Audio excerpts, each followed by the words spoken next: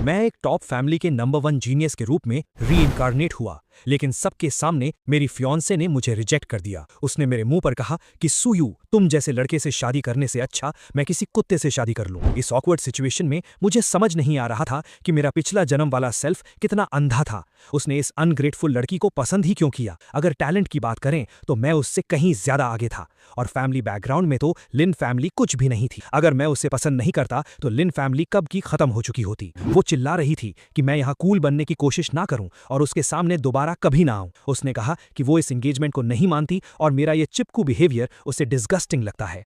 मैंने बोर होकर उससे कहा कि तुम बहुत लाउड हो, थोड़ा शांत रहो। एंगेजमेंट तोड़नी है तो तोड़ दो, इसमें इतना चिल्लाने की क्या जरूरत है? मेरी बात सुनकर वो शॉक रह गई। वहां खड़े भीड़ में लोग आपस में बात करने लगे कि क्या सुयू ने सच में ब्रेकअप एक्सेप्ट कर लिया है? ये क्या हो रहा है? प्लॉट ट्विस्ट कैसे आ गया? एक लड़का तो तुरंत अपने डैड को कॉल करने भाग गया ताकि वो अपनी फैमिली को इस न्यूज के बारे में अलर्ट कर सके। उसने मुझसे कहा कि सिर्फ बातों पर उसे विश्वास नहीं है, क्या मैं स्वेयर कर सकता हूँ? मैंने भी तुरंत स्वेयर कर लिया कि मैं सुयू अब से लिन पांगशी के लिए कोई फीलिंग्स नहीं रखूंगा और कल खुद आकर इस एंगेजमेंट को ऑफिशियल कैंसिल करूंगा। अगर मैंने अपना प्रॉमिस तोड़ा तो मेरा पूरा वजूद मिट जाएगा। उसने कहा कि ठीक है, वो इस बार मेरा विश्वास कर रही है। मैंने अपने आप से सोचा, ये ओवर कॉन्फिडेंट लड़की कितनी बेवकूफ है। स्वेयर करने का मतलब ये नहीं कि मैं तुझे, तेरी लिन फैमिली और उस मेन कैरेक्टर को जिंदा छोड़ दूंगा। ओरिजिनल बुक की स्टोरी के हिसाब से मेरा और मेरी सू फैमिली का फेट था कि हमें इस डेस्टिन्ड हीरो के पैरों तले कुचला जाना था, पर अब मुझे अपनी लाइफ आसान और लंबी बनानी थी। इसलिए लिन फैमिली और उस डेस्टिन्ड हीरो दोनों का मरना तय था। तभी मेरे दिमाग में एक आवाज आई, सिस्टम बाइंड कंप्लीट हो गया है। मैंने तुरंत पूछा कि इसके क्या फंक्शंस हैं। सिस्टम ने बताया कि उसका एम मुझे अल्टीमेट डेस्टिन्ड विलन बनाना है और मेरा करंट मेन क्वेस्ट है डेस्टिन्ड हीरो चू फंग को एलिमिनेट करना। ये सब करने पर मुझे मैसिव रिवॉर्ड्स मिलेंगे। मैंने सोचा, अगर मैं पूरी लिन फैमिली को डिस्ट्रॉय कर दूं तो हीरो का लक काफी हद तक स्टील हो जाएगा। आखिर मेरी एक्स की लिन फैमिली मेरी सू फैमिली के रिसोर्सेज यूज करके ही तो इस चू फंग को ट्रेन कर रही थी। लिन पांगशी ने एटीट्यूड दिखाते हुए कहा कि अब बातें क्लियर हो गई हैं तो वो जा रही है और कल घर पर मेरा वेट करेगी। उसने मुझे ताना मारा कि मैं प्रॉमिस ना तोड़ूं वरना मारा जाऊंगा। जैसे ही वो मुड़ने लगी मैंने उसे रोका। मैंने कहा कि जब तुम्हें मुझसे और मेरी फैमिली से कोई रिलेशन नहीं रखना तो तुम्हारे हाथ में जो B rank extraordinary alloy weapon है और जो रिंग तुमने पहनी है वो दोनों मुझे वापस कर दो, क्योंकि अब तुम इनके लायक नहीं हो। वो गुस्से से बोली कि सुयू, तुम्हारा क्या मतलब है? क्या तुम गिफ्ट की हुई चीजें वापस मांगते हो? मैंने कॉन्फिडेंटली रिप्लाई किया कि जब तुमने ही कहा कि तुम्हें मुझसे कोई वास्ता नहीं रखना तो मेरी सू फैमिली की चीजें मैं वापस क्यों ना लूं? और वैसे भी मैं तुमसे रिक्वेस्ट नहीं कर रहा हूं। मैंने उसे टॉन्ट किया कि क्या वो सिर्फ फ्री के बेनिफिट्स लेना चाहती है? क्या उसे लगता है कि सू फैमिली को कोई भी बुली कर सकता है? तभी वहां एक नया कैरेक्टर हीरो की एंट्री मारता है और कहता है कि क्या सू फैमिली का यंग मास्टर सिर्फ लड़कियों को बुली करना जानता है। लोगों ने तुरंत उसे पहचान लिया, ये सीनियर ईयर क्लासरूम का चू फेंग था। मैंने उससे पूछा कि उसका लिन पैंगसी के साथ क्या रिलेशन है। उसने कहा कि वो दोनों अच्छे दोस्त हैं। मैंने सीधे शब्दों में उसकी बोलती बंद कर दी और कहा कि जब ये हमारा पर्सनल मैटर है तो तुम जैसा आउटसाइडर बीच में बोलने वाला कौन होता है। मैंने सबके सामने क्लियर किया कि मैंने जो चीजें दी थी वो कभी एज अ परमानेंट गिफ्ट नहीं दी थी। चू फेंग ने मेरा मजाक उड़ाने की कोशिश की कि सू फैमिली का यंग मास्टर कितना चीप है जो अपने दिए हुए गिफ्ट्स वापस ले रहा है। मैंने उसे इग्नोर किया और लिन पैंगसी से दोबारा स्टर्न आवाज में मांगा। आखिर में उसने गुस्से में वो चीजें वापस फेंक दी और बोली कि ठीक है, ले लो। मैंने उससे कहा कि अपने डैड को रेडी रखना, कल मैं खुद आकर ये एंगेजमेंट तोड़ूंगा। चू फेंग उसे वहां से ले गया और उसे दिलासा दिया कि वो उसके लिए इससे भी अच्छा वेपन ढूंढेगा। जैसे ही वो गए, सिस्टम की आवाज आई कि मैंने स्टोरी लाइन सक्सेसफुली चेंज कर दी है, जिसके लिए मुझे एक न्यूबी गिफ्ट पैक मिलता है। मैंने उसे ओपन किया और मुझे एक रेल्म अपग्रेड कार्ड, एक गोल्डन बॉडी 9 स्टेज टेक्निक और 100 किलो 9th रैंक एसेंस मिला। ये मेरे लिए एक बहुत बड़ा सरप्राइज था। मैंने सोचा, सिर्फ एक छोटा सा प्लॉट चेंज करने पर इतने मैसिव रिवॉर्ड्स मिले हैं, तो अगर मैं आगे चलकर चू फैंग के बड़े अपॉर्चुनिटी स्टील कर लूं तो क्या मुझे मार्शल सेंट लेवल के रिवॉर्ड्स मिलेंगे? ये सोचकर ही मैं पूरा हाइप हो गया। दूसरी तरफ लिन फैमिली के घर में सीन बिल्कुल अलग था। लिन पैंगसी के डैड उसे डांट रहे थे कि उसने बिना पूछे सुयू से एंगेजमेंट तोड़ने का स्टेप क्यों लिया और वो वहां बस रोने का ड्रामा कर रही थी। उसने अपने डैड से कहा कि आप सुयू से इतना डरते क्यों हैं? वो तो बस अपनी फैमिली की वेल्थ पर उड़ने वाला एक रिच किड है। उसने अपने डैड को याद दिलाया कि वो जल्द ही 8th रैंक पार करने वाले हैं, इसलिए अब उन्हें सू फैमिली के आगे झुकने की जरूरत नहीं है। वो अपने डैड को मैनिपुलेट कर रही थी कि उन्हें अपनी लिन फैमिली की पुरानी ग्लोरी वापस लानी चाहिए। उसके डैड उसकी इन बातों में आ गए। उन्होंने डिसाइड किया कि जब आज मैं उनके घर आऊंगा तो वो मुझे अच्छे से लेसन सिखाएंगे और एंगेजमेंट तोड़ने के साथ साथ मुझसे माफी भी मंगवाएंगे, क्योंकि उन्हें लगता था कि उनकी बेटी मुझसे कहीं ज्यादा बेटर है। तभी मैंने उनके घर के हॉल में एंट्री ली और एक कोल्ड स्माइल के साथ पूछा, लिन फैमिली के हेड, मुझे समझ नहीं आया कि आप किस तरह की माफी चाहते हैं और क्या आपने मेरी सू फैमिली की सारी चीजें रेडी रखी हैं? उन्होंने अपना फेक एटीट्यूड बनाए रखा और कहा कि सुयू, मैं तुम्हारा ब्रेकअप एक्सेप्ट करता हूं, लेकिन कल तुमने मेरी बेटी की जो जो इंसल्ट की है उसके लिए तुम्हें उससे माफी मांगनी होगी, वरना मैं खुद सू फैमिली के पास जाकर पूछूंगा कि उन्होंने तुम्हें क्या मैनर सिखाए हैं। उनकी बातें सुनकर मुझे हंसी आ गई। मैंने सीधा उनकी औकात दिखाते हुए कहा कि तुम सिर्फ एक 7th रैंक के पीक मार्शल आर्टिस्ट हो, तुम्हारे अंदर इतनी हिम्मत कहां से आई मेरी फैमिली को क्वेश्चन करने की। ये सुनकर वो चिल्ला उठे कि मैं इंसोलेंट हूं और क्या मेरे बड़ों ने मुझे एक ग्रैंड मास्टर की रिस्पेक्ट करना नहीं सिखाया। मैंने उनसे काउंटर किया कि ग्रैंड मास्टर की रिस्पेक्ट तो करनी चाहिए, लेकिन तुम किस स्टेटस से मुझ पर प्रेशर डालने की कोशिश कर रहे हो, तुम्हारी 7th रैंक की कल्टीवेशन से या इस फर्स्ट ईयर फैमिली हेड होने की घमंड से। तभी वहां चू फेंग टपक पड़ा और बोला कि सुयू तुम ग्रैंड मास्टर से ऐसी लैंग्वेज में बात नहीं कर सकते,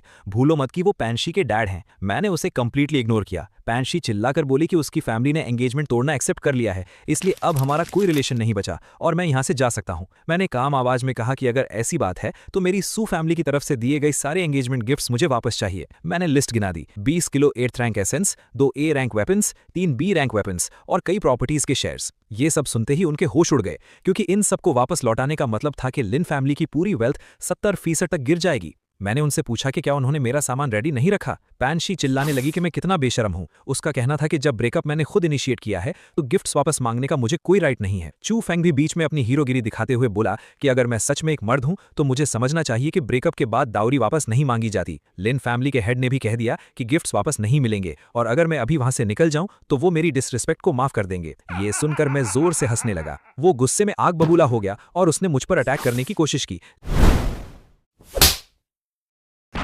लेकिन अगले ही सेकंड मेरा 5th ग्रैंड अंकल, जो कि एक 9th रैंक का ग्रैंड मास्टर था, वहां अपीयर हुआ और उसने लिन हाउ को वहीं दबा दिया। मैंने कॉन्फिडेंटली कहा, लिन हाउ तुम बस एक 7th रैंक के मार्शल आर्टिस्ट हो, तुम्हारी हिम्मत कैसे हुई इस यंग मास्टर पर हाथ उठाने की, इसे थप्पड़ मारो। मेरे ग्रैंड अंकल ने उसकी पूरी औकात याद दिला दी कि वो इस चीटी जैसी यूजलेस फैमिली का होकर भी हमारी सू फैमिली के खिलाफ बोल रहा है। लिन हाउ गुस्से और डर में चिल्लाया कि क्या 9th रैंक का ग्रैंड मास्टर रूल्स तोड़ना चाहता है, क्योंकि हाई रैंक एक्सपर्ट्स लो रैंक वालों को मार नहीं सकते। मेरे ग्रैंड अंकल ने स्मर्क करते हुए कहा कि जान से तो नहीं मारेंगे, लेकिन तुम्हें यहां अपने घुटनों पर बैठने पर मजबूर जरूर कर सकते हैं। और अगले ही पल लिन हाउ जमीन पर घुटनों के बल गिरा हुआ था। अपने डैड को घुटनों पर देखकर लिन पैंशी मेरे ऊपर चिल्लाने लगी। उसने कहा कि सुयू तुम एक नंबर के जर्क हो, मेरे डैड को छोड़ दो वरना मैं जिंदगी भर तुम्हें माफ नहीं करूंगी। चू फेंग वहां आगे आया और हीरो वाले टोन में बोला कि सुयू तुम सिर्फ अपनी फैमिली के पावर के दम पर दूसरों को बुली करते हो। आज मैं चू फेंग तुम्हें चैलेंज करता हूं, अगर तुम मर्द हो तो मेरा चैलेंज एक्सेप्ट करो। मैंने एक कोल्ड स्माइल के साथ कहा, ठीक है, मुझे तुम्हारा चैलेंज मंजूर है। हम दोनों के बीच फाइट शुरू हुई और एक ही झटके में मैंने उसकी पूरी स्पीड और पावर को काउंटर कर दिया।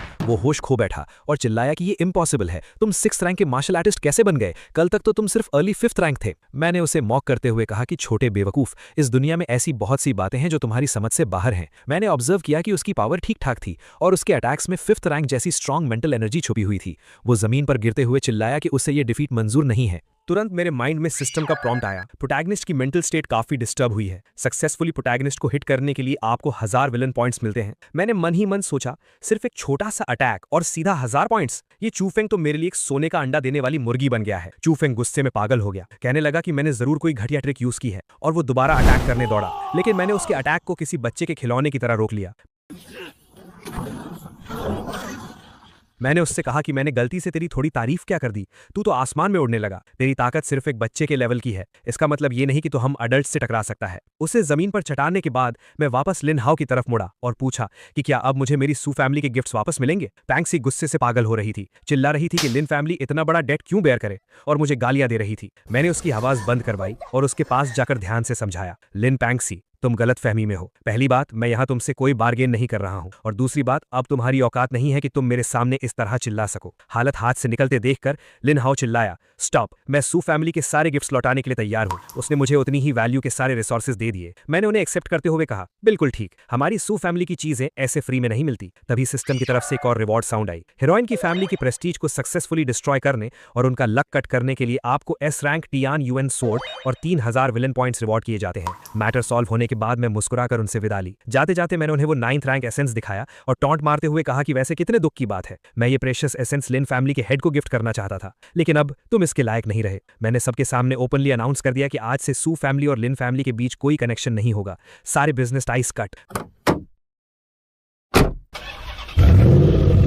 मेरे इस अनाउंसमेंट के तुरंत बाद वहां खड़े टैंग फैमिली और दूसरे बिजनेस पार्टनर्स ने भी पलटवार किया। उन्होंने लिन हाउ से सारे कॉन्ट्रैक्ट्स कैंसिल कर दिए और उल्टा उससे पेनल्टीज मांगने लगे, क्योंकि उनका कहना था कि उन्होंने सिर्फ सू फैमिली के रेफरेंस से लिन फैमिली के साथ बिजनेस किया था। लिन हाउ गुस्से और मजबूरी में चिल्ला कर रह गया। सिस्टम ने फिर से बजाया। हीरोइन की फैमिली को इनडायरेक्टली दबाने के लिए आपको 2000 विलन पॉइंट्स और मिल गए। सीन चेंज हुआ और मैं वापस अपने घर आ गया। मैं वहां बैठा थोड़ा जोन आउट हो गया था, तभी मेरे डैड वहां आए। उन्होंने मुझे बैठने को कहा और बोले कि घर में अकेले जब कोई आउटसाइडर ना हो तो फॉर्मेलिटीज की जरूरत नहीं है। मैंने उनसे पूछा कि क्या वो एक्स्ट्रा टेरिटोरियल बैटलफील्ड पर वापस जा रहे हैं। उन्होंने बताया कि कुछ छोटी मोटी बातें हैंडल करने के बाद वो वापस निकल जाएंगे, पर जाने से पहले उन्होंने मुझे समझाया कि अब जब मेरी आंखें खुल चुकी हैं तो मुझे इस फ्री टाइम में प्रॉपरली ट्रेन करना चाहिए। मैंने पिछले कुछ सालों में काफी टाइम वेस्ट कर दिया था। उन्होंने मुझे खुशखबरी दी कि उन्होंने पूरी फैमिली को ऑर्डर्स दे दिए हैं कि मेरी ट्रेनिंग रिसोर्सेज की अब कोई लिमिट नहीं होगी। ये सुनकर मैं अंदर ही अंदर खुशी से पागल हो रहा था। सही में घर में ऐसी इनफाइनाइट वेल्थ होना किसी सपने जैसा था। मैंने पूरे कॉन्फिडेंस से डैड को अश्योर किया कि इस बार मैं क्योटो मार्शल आर्ट्स यूनिवर्सिटी के ग्रेजुएशन एग्जाम में टॉप पोजीशन लेकर आऊंगा। डैड ने एक प्राउड स्माइल दी और कहा कि अब वो टेंशन फ्री हैं और मुझे लिन फैमिली के बारे में सोचने की कोई जरूरत नहीं है। उन्होंने पहले ही अपने लोगों को उनका सफाया करने का ऑर्डर दे दिया है। जब मैं अकेला था मैंने अपना स्टैट्स पैनल ओपन किया। मुझे पता था कि ये सारे विलन पॉइंट्स सिस्टम की शॉप में काम आएंगे। जब मैंने शॉप चेक की तो वहां ऐसे लेजेंडरी आइटम्स थे जिन्हें देखकर किसी भी हाई लेवल मार्शल सेंट की आंखें खुली की खुली रह जाएं। पर मैं बिल्कुल रिलैक्स था, क्योंकि मुझे पता था कि आगे चलकर चू फंग के पास आने वाली सारी हिडन अपॉर्चुनिटीज को मैं चुरा लेने वाला हूं, तो पॉइंट्स की तो कमी आने ही वाली नहीं थी। मैंने प्लान बनाया कि इन पर थोड़ा और प्रेशर डाला जाए। मैंने अपने एक सबऑर्डिनेट को कॉल किया और ऑर्डर दिया कि मीडिया में ब्रेकअप की खबर स्प्रेड कर दो, लेकिन ट्विस्ट ये डालना कि लिन पैंगशी और चू फंग का चक्कर चल रहा था और लिन फैमिली ओपनली इस चू फंग पर अपना पैसा उड़ा रही थी। उसने तुरंत ऑर्डर एक्सेप्ट किया और जल्द ही हर जगह न्यूज हेडलाइंस बन गई। शॉकिंग, लिन फैमिली की शहजादी ने एंगेजमेंट तोड़ी क्योंकि वो सीक्रेटली किसी और आदमी को स्पॉन्सर कर रही थी। लोग आर्टिकल्स पढ़कर उनका मजाक उड़ाने लगे कि बाहर से इतनी इनोसेंट दिखने वाली लड़की अंदर से इतने गेम्स खेल रही थी। अगले ही दिन लिन पैंगशी गुस्से से भरी हुई मेरे पास आई। वो चिल्ला रही थी कि सूयू, तुम एक नंबर के जर्क हो। तुमने मेरे और चू फंग के बारे में इतनी घटिया बातें फैलाकर मेरा नाम खराब कर दिया है। मुझे आज के आज एक एक्सप्लेनेशन चाहिए। मैंने फुल इनोसेंट होने की एक्टिंग करते हुए उससे पूछा, कैसा एक्सप्लेनेशन? मैंने थोड़ी ना मीडिया से कुछ कहा है। सबको पता है कि हमारा ब्रेकअप लोगों के सामने हुआ था, और वैसे भी जब तुम्हारी एंगेजमेंट मेरे साथ हो चुकी थी तब तुम उस चू फंग के इतना क्लोज क्यों घूमती थी? क्या इसमें तुम्हारी थोड़ी सी भी गलती नहीं है? उसने रोते हुए चिल्लाया कि वो और चू फंग सिर्फ अच्छे दोस्त हैं और लोगों की सोच इतनी घटिया है। मैंने कोल्डली रिप्लाई किया कि लोगों की सोच कैसी भी हो, मुझे उससे क्या फर्क पड़ता है। अब जब हमारा कोई कनेक्शन नहीं बचा है तो तुम मेरी नजरों से दूर हो जाओ। तुम्हें कोई राइट नहीं है यहाँ आकर मुझसे क्वेश्चंस पूछने का। वो रोने लगी और मुझे कोसने लगी कि वो मुझे कभी माफ नहीं करेगी। मैंने उसकी तरफ देखा भी नहीं और सिंपली गुड बाय कह दिया। वहां आसपास खड़े स्टूडेंट्स उसे और उसके उस अच्छे दोस्त को देखकर बुरी तरह ट्रोल करने लगे। स्टोरी शिफ्ट होती है मेरी यूनिवर्सिटी की तरफ। हमारे टीचर ने अनाउंस किया कि ग्रेजुएशन एग्जाम में अब सिर्फ 9 दिन बचे हैं और हमारी फाइनल क्लोज ट्रेनिंग शुरू हो चुकी है। आने वाले 8 दिनों के बाद हेवनली रैंकिंग डिसाइड की जाएगी। जो भी स्टूडेंट फर्स्ट पोजीशन पर आएगा उसे एक 9th रैंक एसेंस, एक A रैंक एलॉय वेपन, एक pure 9th rank grand master की डायरेक्ट ट्रेनिंग और साथ ही मिलिट्री में एक ल्यूटेनेंट की रैंक दी जाएगी। सेकंड और थर्ड आने वालों को भी 8th रैंक के रिसोर्सेज और सेकंड ल्यूटेनेंट की रैंक मिलेगी। उसी दौरान मैंने चू फंग की तरफ नोटिस किया और उसका ऑरा पहले से काफी अलग लग रहा था। वो ऑलरेडी 5th रैंक के मिड स्टेज तक पहुंच चुका था। मैंने अपने आप से कहा, कमाल है, एक नंबर का डेस्टिन प्रोटैगनिस्ट है ये। कुछ ही दिनों में सीधा एक बड़ा रैंक अपग्रेड कर लिया। उसकी स्पीड बिल्कुल अनरियल थी। मुझे रियलाइज हो गया था कि मैं इस चू फंग को आराम से लेवल अप करने नहीं दे सकता। मुझे उसके आगे आने वाले सारे अपॉर्चुनिटीज और लक को कट करना पड़ेगा। वहीं मीटिंग खत्म होती है और सब डिसबैंड हो जाते हैं। दूसरी तरफ चू फंग जोरों शोर से ट्रेनिंग में लगा हुआ था, पूरा फोकस अपनी ताकत बढ़ाने में, और अचानक उसने एक और ब्रेक थ्रू अचीव कर लिया। वो 5th रैंक के लेट स्टेज में पहुंच गया। उसकी आंखों में एक अजीब सा घमंड था और वो अपने आप से बोला कि अब चाहे 6th रैंक के अर्ली स्टेज वाले सामने आए, वो भी उसका सामना नहीं कर सकते। उसने कसम खाई कि वो मुझे अपने पैरों तले कुचल देगा और अपने उस पहले वाले थप्पड़ का बदला ले। फिर तो जैसे चू फंग बिल्कुल पागल ही हो गया। एक ही दिन के अंदर उसने हेवनली रैंकिंग के नंबर 9 को डिफीट कर दिया। उसने ओपनली अनाउंस किया कि ये नंबर 9 तो सिर्फ एक शुरुआत है। अब वक्त आ गया है कि रैंकिंग का नंबर 1 ये किंग भी अपनी जगह से हटे। उसने ये किंग को चैलेंज किया। पूरा ग्राउंड क्राउड से भरा हुआ था और सब ये किंग को चीयर कर रहे थे।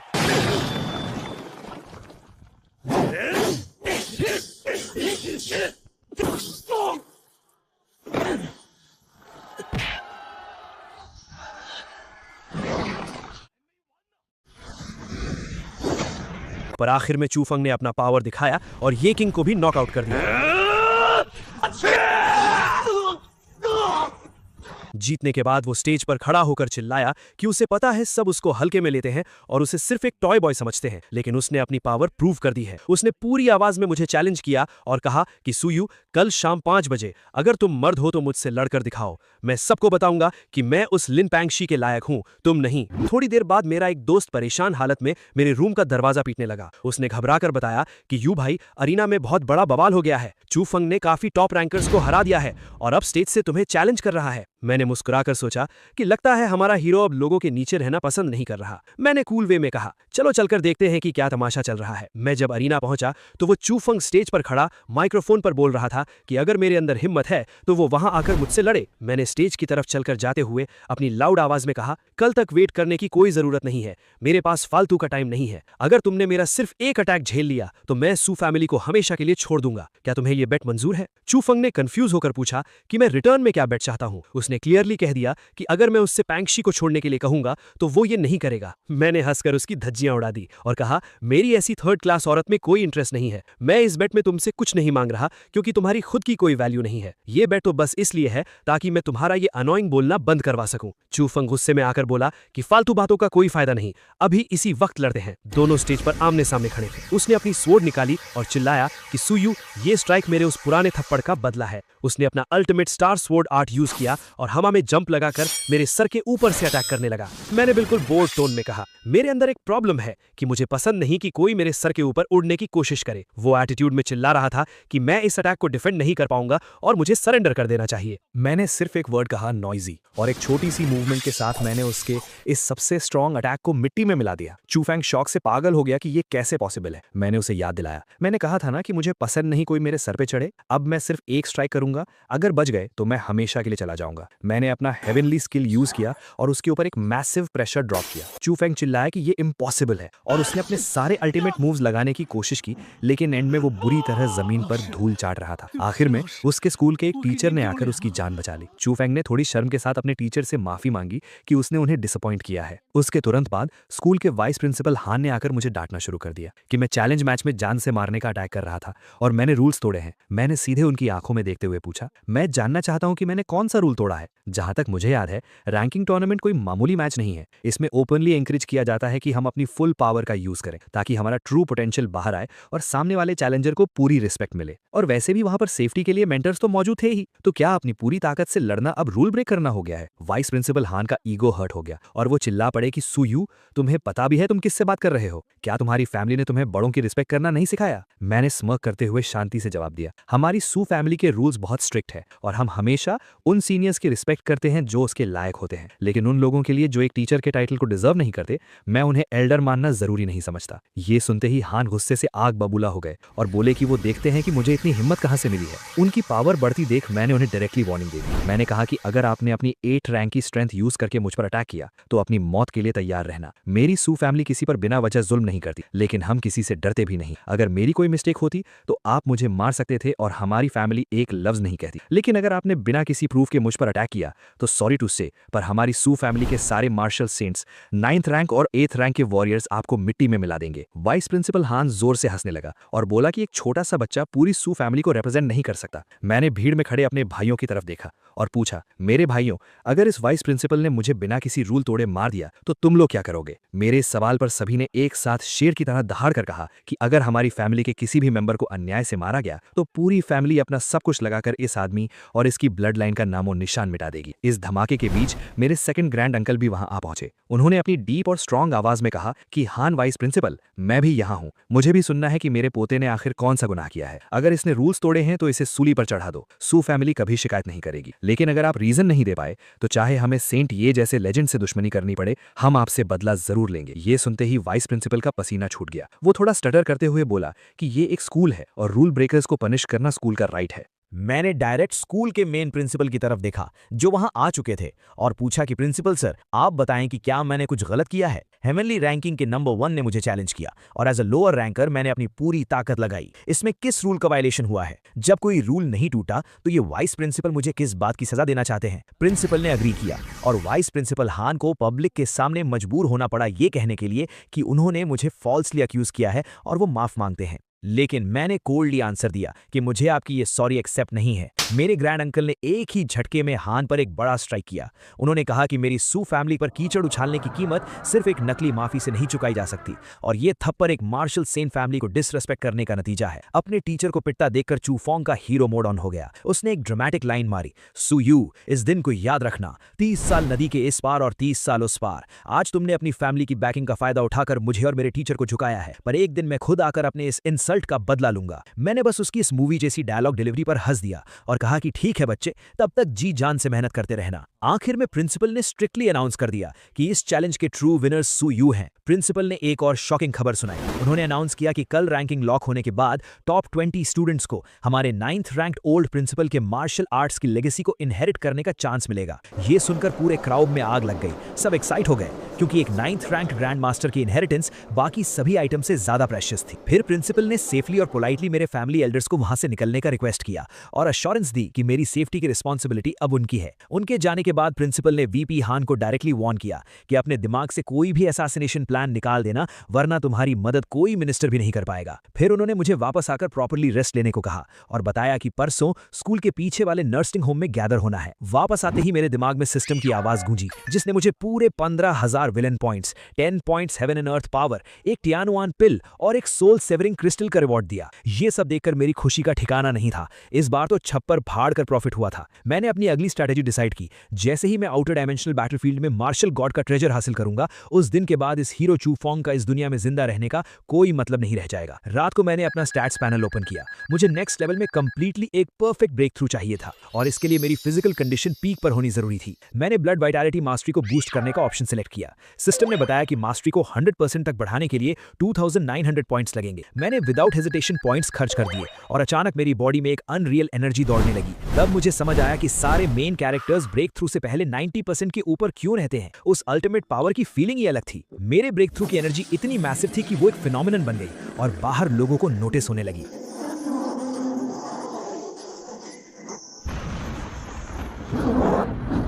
लोग आसपास पॉइंट आउट करके बोलने लगे कि सुयू के विला के ऊपर से निकल रही ये एनर्जी तो हेवनली सोल ग्रैंड मास्टर बनने की है। ये बात सुनकर मेरे ग्रैंड अंकल्स भी तुरंत वहां आ गए और उनकी आंखें हैरत से फटी की फटी रह गईं। उन्हें लगता था कि मैं एक लड़की के पीछे बर्बाद हो रहा हूं, पर उन्हें यह नहीं पता था कि मैं सीक्रेटली ग्रैंड मास्टर लेवल पर पहुंच गया था। आसमान में बिजलियां कड़कने लगी, पर वो डिस्ट्रक्शन वाली बिजलियां नहीं थी। उनके अंदर एक रिच लाइफ फोर्स छुपी हुई थी, जैसे डिस्ट्रक्शन के अंदर नया जन्म। मैंने उस लाइफ फोर्स को कैच किया और अपनी बॉडी के अंदर इमोर्टल सब्सटेंस बनाना शुरू कर दिया। कुछ देर की इंटेंसली हार्ड ट्रेनिंग के बाद मैंने आखिरकार अपने आप को 7th रैंक की ग्रैंड मास्टर रैंक में सक्सेसफुली अपग्रेड कर लिया। मेरी बॉडी ऐसे ग्लो कर रही थी जैसे अंदर एक आग चल रही हो। मैं खुद से सोचने लगा कि एक टिपिकल 7th रैंक वॉरियर के कंपैरिजन में अब मेरा कॉम्बैट पावर कितना डेडली होगा। मुझे इतना कॉन्फिडेंस था कि मैं अकेले ही आउटर स्पेस बैटलफील्ड पर किसी को भी मार सकता था। मेरे ग्रैंड अंकल ने मुस्कुराकर मेरी पूरी बॉडी का फाउंडेशन और सॉलिड ऑरा देखते हुए मेरी जमकर तारीफ। मैंने प्योरली हम्बल होकर थैंक यू कहा। उन्होंने बड़े फख्र से कहा कि जिस स्पीड से मेरा टैलेंट ग्रो हो रहा है, अगली 20 साल में मैं 9th रैंक और 50 साल के अंदर मैं एक फुल फ्लेजेड मार्शल सेंट जरूर बनूंगा। उन्होंने मुझे आराम करने का एडवाइस दिया और फिर से रिमाइंड करवाया कि कल ओल्ड नर्सिंग होम आना मत भूलना। अगले दिन जब मैं उस ओल्ड नर्सिंग होम पहुंचा, प्रिंसिपल हम सबको पुराने रिटायर्ड ओल्ड जाओ के पास ले जा रहे थे। वहां पर बैठे सारे बाकी लेजेंड्स मेरी तरफ पॉइंट आउट करके बातें कर रहे थे कि सू फैमिली की लक कितनी सॉलिड है जो इनके घर एक हेवनली सोल ग्रैंड मास्टर आया। एक एक करके सभी स्टूडेंट्स अंदर जा रहे थे और थोड़ी देर बाद अंदर जाने की बारी मेरी आई। जैसे ही मैं अंदर गया, ओल्ड जाओ ने मुझे आवाज दी और बैठने को कहा। उन्होंने मेरी ताकत देखी और एक सॉफ्ट स्माइल देते हुए बोले, हमारे स्कूल में एक हेवनली सोल ग्रैंड मास्टर आया है, पर अनफॉर्चुनेट रियलिटी ये है कि मेरी ये मार्शल आर्ट्स लेगेसी तुम्हारे नेचर को सूट नहीं करती और उसके लिए मैंने किसी और को सिलेक्ट किया हुआ है। लेकिन एज अ सीनियर मैं तुम्हें किसी भी मार्शल आर्ट टेक्निक के बारे में गाइड कर सकता हूं। पूछो तुम क्या जानना चाहते हो। मैंने उन्हें डायरेक्टली देखते हुए रिस्पेक्टफुली कहा कि मुझे कोई टेक्निक नहीं चाहिए, मुझे बस उस स्पेसिफिक रूइन यानी उस मिस्टिक खंडर का की चाहिए। क्या आपको उसके सीक्रेट्स पता है? ओल्ड जाओ का चेहरा थोड़ा सीरियस हो गया। उन्होंने कहा कि वो पर्सनली कंफर्म कर सकते हैं कि अंदर के सीक्रेट का मार्शल गॉड से दूर दूर तक कोई रिलेशन नहीं। मुझे उनकी इस कंफर्मेशन से समझ आ गया था कि मेरा टारगेट कंफर्म है। फिर ओल्ड जाओ ने एक रिक्वेस्ट रखी। उन्होंने कहा कि 19th सिटी में उनके एक बहुत पुराने दोस्त का बेटा रहता है। अगर मैं आने वाले 100 सालों तक उसकी प्रोटेक्शन की रिस्पॉन्सिबिलिटी लेता हूं तो वो मुझे दे देंगे। मैंने विदाउट एनी डाउट ये डील फाइनल कर दी। मैंने कहा 100 साल की प्रोटेक्शन तो एक बहुत छोटी चीज है। अगर उसके अंदर अच्छा टैलेंट हुआ तो मेरी सू फैमिली उसको टॉप टियर रिसोर्सेज देकर एज अ लेजेंड ट्रेन करेगी। ये सुनकर ओल्ड जाओ बहुत सेटिस्फाई हुए और उन्होंने मुझे वो की सौंप दी। उन्होंने अपनी पसंद की एक और रेयर मिस्टीरियस आइटम मुझे पकड़ा दी, ये कहते हुए कि अब उनका अंत पास है तो इन सब का उन्हें कोई काम नहीं है, बस उनके उस दोस्त के बेटे का थोड़ा ध्यान रखना। मेरे मन में ख्याल आया कि वाह, ये चू फेंग का एक और बड़ा अपॉर्चुनिटी मैंने चुरा लिया। फिर उन्होंने हंसकर मुझे बाहर भेज दिया ताकि वो बाकी के स्टूडेंट्स को अपनी रियल लेगेसी दे सके। बाहर आते ही सिस्टम का प्रॉम्प्ट आ गया, अपने दुश्मन प्रोटैगनिस्ट की अल्टीमेट अपॉर्चुनिटी चुराने के लिए बधाई हो, आपको एक स्टार शैटरिंग रैंक वेपन दिया जाता है। स्कूल ने फाइनल नोटिस रिलीज किया कि अब हमें ठीक 7 दिन बाद असेंबल होना है। हम सबकी final testing extra territorial battlefield पर होगी और हमारा प्राइमरी गोल वहां जिंदा बचकर वापस आना था। कैमरा शिफ्ट होता है दूसरी तरफ, जहां चू फेंग ने अपने आइसोलेशन की ट्रेनिंग कंप्लीट कर ली थी और सीधा लिन फैमिली के दरवाजे पर उनसे मिलने आया। लिन हाओ और उसके मेंबर्स ने उसको वीआईपी की तरह अंदर इनवाइट किया। लिन हाओ ने अपने घर वालों को प्राउडली कहा, देखा, मैं तुम लोगों से पहले ही कह रहा था कि उसको अपना प्रेशियस बी रैंक वेपन देकर मैंने कोई गलती नहीं की। चू फेंग ने बहुत आदर भरे स्वर में कहा कि अगर सू फैमिली की इतनी बड़ी थ्रेट के बाद भी उन्होंने उसका सपोर्ट ना किया होता तो उसका यह अचीवमेंट पॉसिबल नहीं था। फिर उसने लिन पैंगशी की आंखों में देखते हुए कहा, मैं वापस आ गया हूं और अब मेरी सारी जिंदगी सिर्फ तुम्हें प्रोटेक्ट करने में जाएगी, कोई भी तुम्हें दुख नहीं दे पाएगा। वो ब्लश करने लगी। लिन हाओ ने जल्दी से बीच में बोलते हुए उसे बैठने को कहा और रिक्वेस्ट की कि एक्स्ट्रा टेरिटोरियल बैटलफील्ड में वो उनकी बेटी और लिन फैमिली के बाकी स्टूडेंट्स का ध्यान रखें। चू फेंग ने दिल पर हाथ रखकर कहा कि जिस फैमिली ने उस पर इतना बड़ा एहसान किया है वो उन्हें कभी भूल नहीं सकता। इसके बाद चू फेंग ने अपने मास्टर प्लान को रिवील किया। उसने बताया कि कैसे लोग और नॉर्मल स्टूडेंट्स सू फैमिली की गुंडागर्दी और उनके उस एटीट्यूड से नफरत करने लगे हैं जहां वो अपने आप को सभी से ऊपर समझते हैं। चू फेंग ने लिन हाओ को एक स्पेशल अलायंस बनाने का आइडिया दिया जिसमें सारी सेकंड और थर्ड टीयर फैमिलीज एकजुट होकर इन टॉप लेवल एलीट्स और सू फैमिली के खिलाफ आउटर बैटलफील्ड में खड़ी होंगी। लिन हाओ खुशी से राजी हो गया और उन अलायंस को असेंबल करने की रिस्पॉन्सिबिलिटी ले ली। पूरा एटमॉस्फेयर काफी पॉजिटिव हो गया और फाइनली लिन हाओ वहां से खिसक गया ये बोलकर कि तुम दोनों यंगस्टर्स कितने दिनों बाद मिले हो तो थोड़ी देर गार्डन में अकेले बैठकर टाइम स्पेंड करो।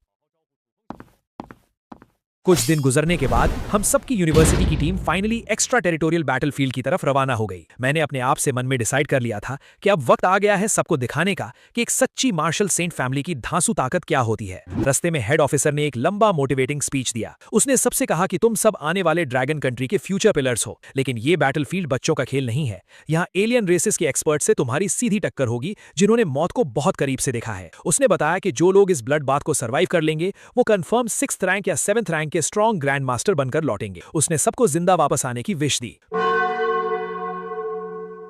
कुछ वक्त के ट्रैवल के बाद हम सब आखिर उस मिस्टीरियस जगह the 10,000 year loan city land हुए। वहां पर 9th सिटी के जनरल किन तुओ ने हमारा लाउडली स्वागत किया। उन्होंने बताया कि हमारी बेसिक अकोमोडेशन का इंतजाम कर लिया गया है और सब लोग आराम करने के बाद ठीक 5 बजे प्लाजा के मेन एरिया में इकट्ठे होंगे। वहां जाते हुए बीच रास्ते में हीरो चू फेंग मेरे पास आया और सीधे मुंह बोलने लगा, सुयू, अब हम आउटर स्पेस बैटलफील्ड में आ चुके हैं। यहां पर मैं तुम्हें समझाऊंगा कि आम लोगों की यूनियन में कितनी पावर होती है। तुम जैसा घमंडी रिच किड सिर्फ मनी पर फोकस करता है, पर तुम्हें जनरल पब्लिक और वॉरियर्स की सपोर्ट कभी नहीं मिलेगी। मेरा सबऑर्डिनेट चू फेंग को घूर कर मुझे धीरे से बोला कि बॉस, आखिर लोगों को ये क्यों लगता है कि इन्होंने हमें बॉयकॉट किया है, बल्कि असली रियलिटी तो कुछ और ही है। मैंने स्माइल करते हुए एक ठंडी आवाज में जवाब दिया, शायद इन गधों को अपने ऊपर कुछ ज्यादा ही कॉन्फिडेंस आ गया है। थोड़ी देर में ही चू फेंग ने दूसरी यूनिवर्सिटीज और नॉर्मल फैमिलीज के स्टूडेंट्स से नेटवर्क करना शुरू कर दिया। उसकी नजर मिलिट्री एकेडमी के एक स्टूडेंट फैंग हाओ पर पड़ी। उसने उसके पास जाकर खुद को इंट्रोड्यूस किया कि अगले 4 साल तक हमें मिलकर एक दूसरे की सपोर्ट करनी है। चू फेंग ने तुरंत अपना इमोशनल ड्रामा शुरू कर दिया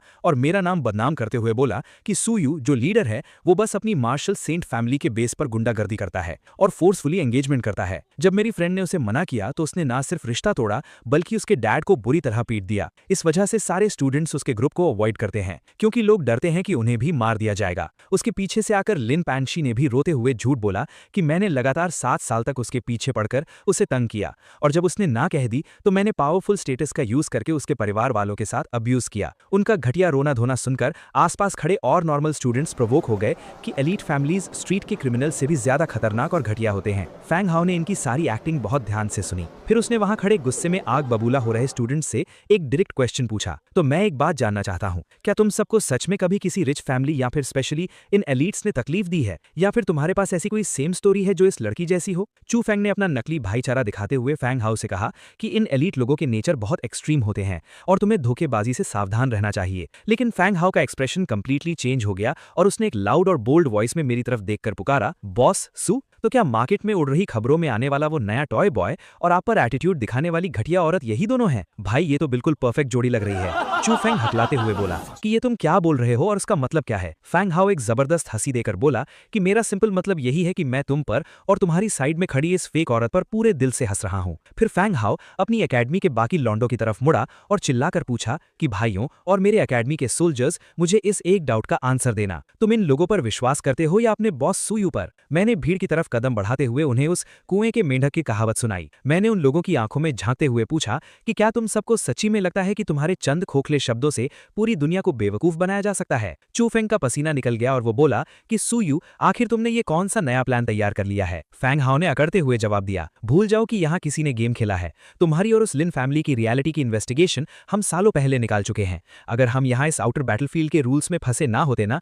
तो हमारे एकेडमी के पूरे 3000 स्टूडेंट्स सिर्फ तुम दोनों से अकेले में चैट करने के लिए सीधा तुम्हारे घर में घुस गए होते। मैंने भीड़ में लाउड वॉइस में कहा, मेरे भाइयों, इन्हें लाउडली बताओ, क्या तुम्हें लगता है कि सुयू किसी के घर में फोर्सफुली घुसकर उसे बुली करता है? पूरे 3000 सोल्जर्स ने एक साथ चिल्लाकर कहा, बिल्कुल नहीं। मैंने उन जनरल स्टूडेंट्स की तरफ उंगली की और पूछा, तो अब बताओ चू फेंग, ये लोग तुम्हारी सिंगल झूठी स्टोरी पर यकीन करेंगे या मेरे इन 2762 हार्ड वर्किंग ब्रदर्स पर? मैंने वापस उन भाइयों से पूछा, क्या तुम्हें मेरी फैमिली के उस हाईएस्ट मार्शल सेंट रैंक से डर लगता है? उन्होंने कहा, कभी नहीं। फिर मैंने डीपली लास्ट सवाल किया, इन बेवकूफ लोगों को बताओ कि जिस शांति भरी जमीन पर ये लोग रोज रहते हैं, जिन शहर में अपने घर वालों के साथ मजे लेते हैं, उन्हें बॉर्डर पर कौन अपने खून से प्रोटेक्ट करता है? सबने एक साथ बोला, हमारे प्राउड मार्शल सेंट्स। मैंने आगे पॉइंट आउट किया कि इस अकेडमी में खड़े इनमें से किसी का भी बाप अमीर नहीं है, ये किसी एलीट फैमिली से बिलोंग नहीं करते। इन सब की स्टोरी बॉटम से शुरू हुई थी। सब ने मेहनत करके बिना पैसे लगाए इन स्कूल्स और अकेडमी में एंट्रेंस निकाली और इन्होंने अपनी ये हार्ड वर्किंग फेट हम जैसे टॉप फैमिलीज की चैरिटी और बेसिक रिसोर्सेज से बिल्ड की है। हमने इनसे कभी बदले में कुछ मांगा तक नहीं।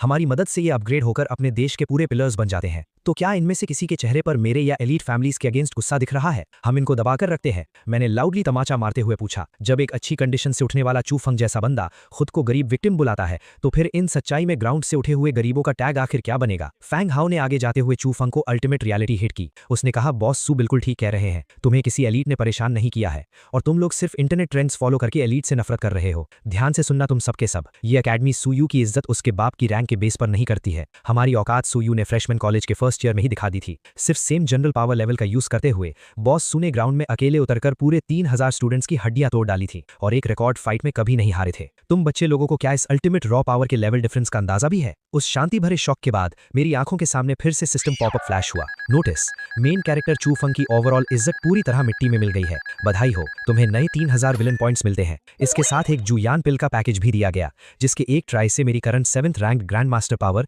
एक छोटे रैंक लेवल अप कर लेगी। मैंने एक चालू हंसी हंसते हुए खुद को बोला कि मैंने इस आलसी भेड़ चू फेंग का फिर से खूब फायदा उठा लिया है। सच में ऐसी छोटी मोटी शीप को जिंदा रखने में अलग ही स्वाद और फायदा है। जब तक इसका पूरा मास फैट लेवल नहीं बढ़ जाता, उसको जिंदा रखने में ही रियल फायदा है। इस हाई वोल्टेज ड्रामा के तुरंत बाद हमारे ऑफिसर जनरल ने ग्राउंड पर आके ऑफिशियल मैसेज पास करना स्टार्ट किया। उन्होंने अपनी स्पीच की शुरुआत में कहा कि ये कैंप एक ऐसी लोकेशन पर स्थित है जो ह्यूमन रेस बाउंड्री के बीच के सेंटर सेक्शन में पड़ता है, इसलिए तुम्हें करंट सेफ्टी अटैक के बारे में डरना नहीं चाहिए। उन्होंने याद दिलाया कि तुम्हारा एक सिंपल मिशन अगले 4 साल जिंदा रहकर ग्रेजुएशन पूरा करना है और दूसरा इंपॉर्टेंट गोल यहाँ पॉइंट्स जमा करना है। 4 साल बाद जिनके पास गिवन नंबर ऑफ पॉइंट्स होंगे, उन्हें सक्सेसफुल ग्रेजुएट किया जाएगा। ये सब points direct alien battles win करने, इंपॉर्टेंट रेयर मटेरियल उन्हें जमा करने और जंगल के डेडली बीस्ट्स को मारकर उनके कोर्स लाने से मल्टीप्लाई होंगे। कोई नया रिसोर्स जोन मार्क करने से पॉइंट्स ऑटोमेटिकली प्लस हो जाएंगे, लेकिन उन्होंने स्पेशली ये बात पॉइंट आउट करी कि किसी भी रेयर मटेरियल को जबरदस्ती आर्मी को देना रिक्वायर्ड नहीं होगा। ये प्योरली बस मार्क्स बढ़ाने का ऑप्शन होता है। फ्री एक्टिविटीज शुरू करने से पहले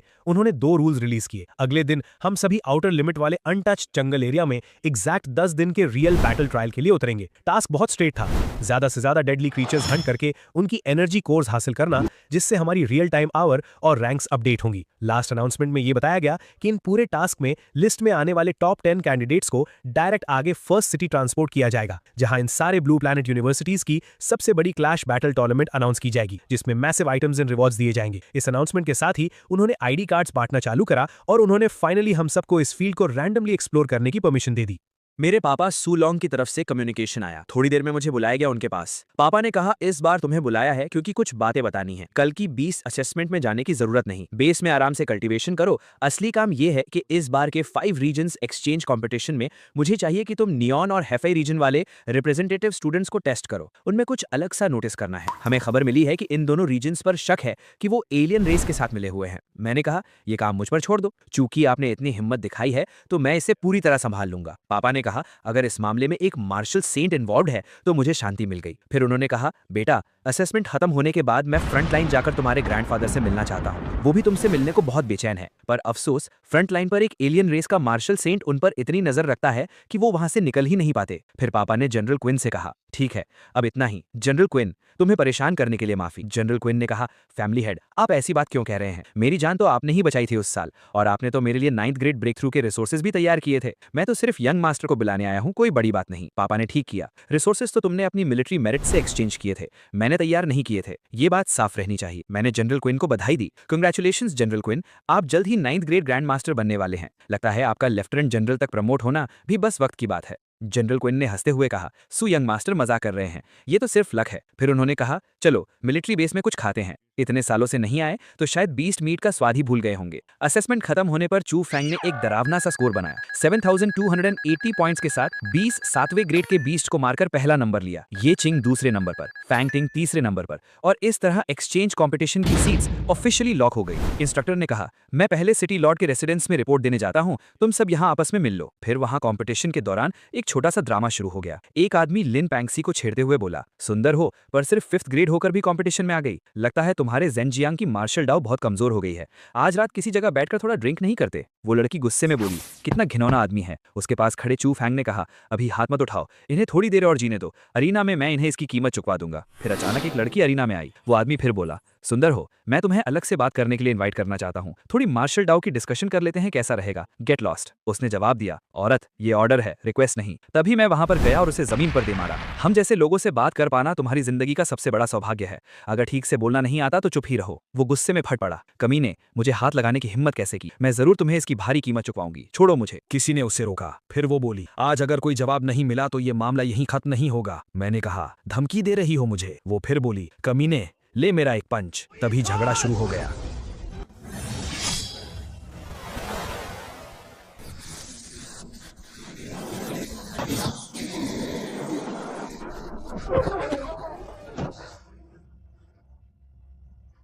जनरल नसाबी ने आकर रोका, क्या तुम सब खुलेआम 5 पैट्स पैक तोड़ने की कोशिश कर रहे हो? अरीना में किसी की जान लेना अलाउड नहीं है, घायल लोगों को वापस ले जाना कोई बड़ी बात नहीं। दूसरी तरफ से जवाब आया, क्या ये सिर्फ चोट लगने की बात है? तुम लोग तो पूरी दुनिया से दुश्मनी करने जैसा बर्ताव कर रहे हो। क्या तुम चाहते हो कि हमारी ड्रैगन नेशन पूरी दुनिया की दुश्मन बन जाए? जवाब मिला, ड्रैगन नेशन तो पैक्ट का पूरा पालन करती है, फिर हम दुनिया के दुश्मन कैसे हो सकते हैं? उन्हें फौरन छोड़ो। चू फैंग ने गुस्से से सोचा, हाँ, वैसे भी पूरे दिन सिर्फ दिखावा करना ही जानते हो, असली बहाना है दिखावा करना। फिर अगला मुकाबला शुरू हुआ। मैच 26, 9 सिटी रिप्रेजेंटेटिव बनाम 36 सिटी। किसी ने कमेंट किया जनरल यांग को तो मैचेस अरेंज करने का खूब हुनर है। सच में? मैंने मन ही मन सोचा, ये ड्रैगन नेशन वाली लड़की तो किसी पोप की बेटी से भी ज्यादा सेक्रेड लगती है। एक मुकाबले में उस लड़की ने एक ही मूव में विक्ट्री ले ली, कभी दूसरा मूव ही नहीं चलाना पड़ा। कितना कूल है ये। एक भीड़ में किसी ने कहा यही तो होनी चाहिए असली स्ट्रॉन्ग औरत की तस्वीर, इसमें क्या बड़ी बात है? मेरे पास भी इतनी स्ट्रेंथ होती तो मैं भी कर लेता। चू फेंग ने दिलासा दिलाया,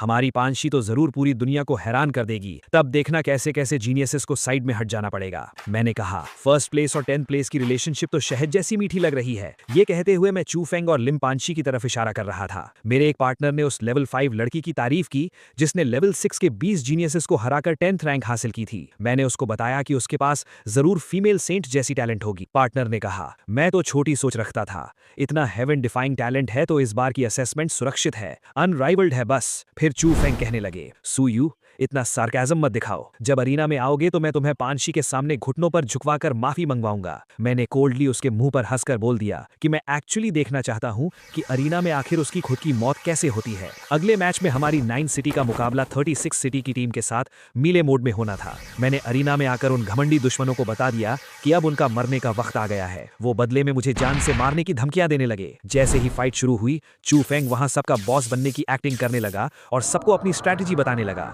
उसने उसने डिसाइड किया कि दुश्मन के लेवल 6 वाले लोग फिजिकल स्ट्रेंथ में बहुत स्ट्रांग हैं, इसलिए वो अकेले 2 लोगों को रोकेगा और बाकी सब दूसरों को हैंडल करेंगे। ये सुनकर एक लड़के ने उसकी इस बॉसी एटीट्यूड को कंप्लीटली ताना मारा, पर वो आगे बढ़ गया। मैंने चू फेंग को टोकते हुए साफ कह दिया कि मुझे उसकी कोई भी स्ट्रैटेजी सुनने में बिल्कुल इंटरेस्ट नहीं है। मैंने उन ओपोनेंट्स को ललकारा और कहा कि अगर उनमें हिम्मत नहीं है तो जमीन पर घुटने टेक कर भीख मांगे। वो गुस्से में आकर मुझे जिंदा गाड़ने दौड़े। उनमें से एक ने मुझ पर अपनी एक जायंट हड्डी जैसी क्लब से अटैक किया, ये बोलकर कि इस एक स्ट्राइक से ही मेरी हड्डियां टूट जाएंगी। मैंने आगे बढ़कर उसके इतने बड़े वेपन को अपने एक सिंगल हाथ से आसानी से रोक लिया। उसकी पूरी ताकत मेरे सामने एक मजाक लग रही थी। मैंने उसकी आंखों में देखकर उसे बताया कि उसकी ये वेपन मेरे सू फैमिली के छोटे बच्चों के खिलौने से भी ज्यादा बेकार है। मैंने उस हड्डी को एक ही हाथ से क्रश कर दिया, जिसे देखकर उसके होश उड़ गए। वो डर के मारे पीछे हटा, क्योंकि उसको फाइनली समझ आ गया था कि मैं कोई नॉर्मल स्टूडेंट नहीं बल्कि एक ग्रैंड मास्टर हूं। मेरे दोस्तों ने मुझे आगे का स्टेज क्लियर करने को बोला, क्योंकि वो समझ गए थे कि मैं सबको अकेले ही मिटा सकता हूं। मैंने उन्हें पीछे हटकर तमाशा देखने को बोला और अकेले ही उन सबका सामना करने आगे बढ़ा।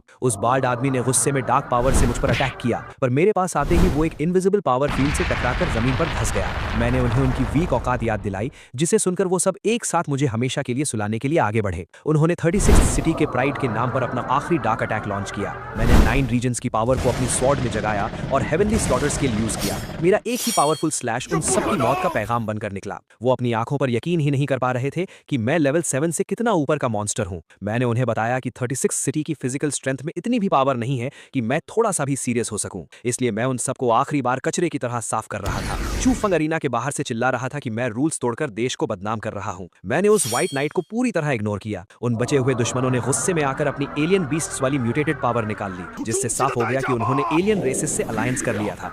ये उनकी अपनी ताकत नहीं बल्कि इंसानियत के खिलाफ एक बिट्रेयल था। ये देखते ही मेरा गुस्सा बढ़ गया और मैंने हेवनली स्लॉटर की नेक्स्ट वेव से उन सबको एक ही झटके में हमेशा के लिए जमीन में गाड़ दिया।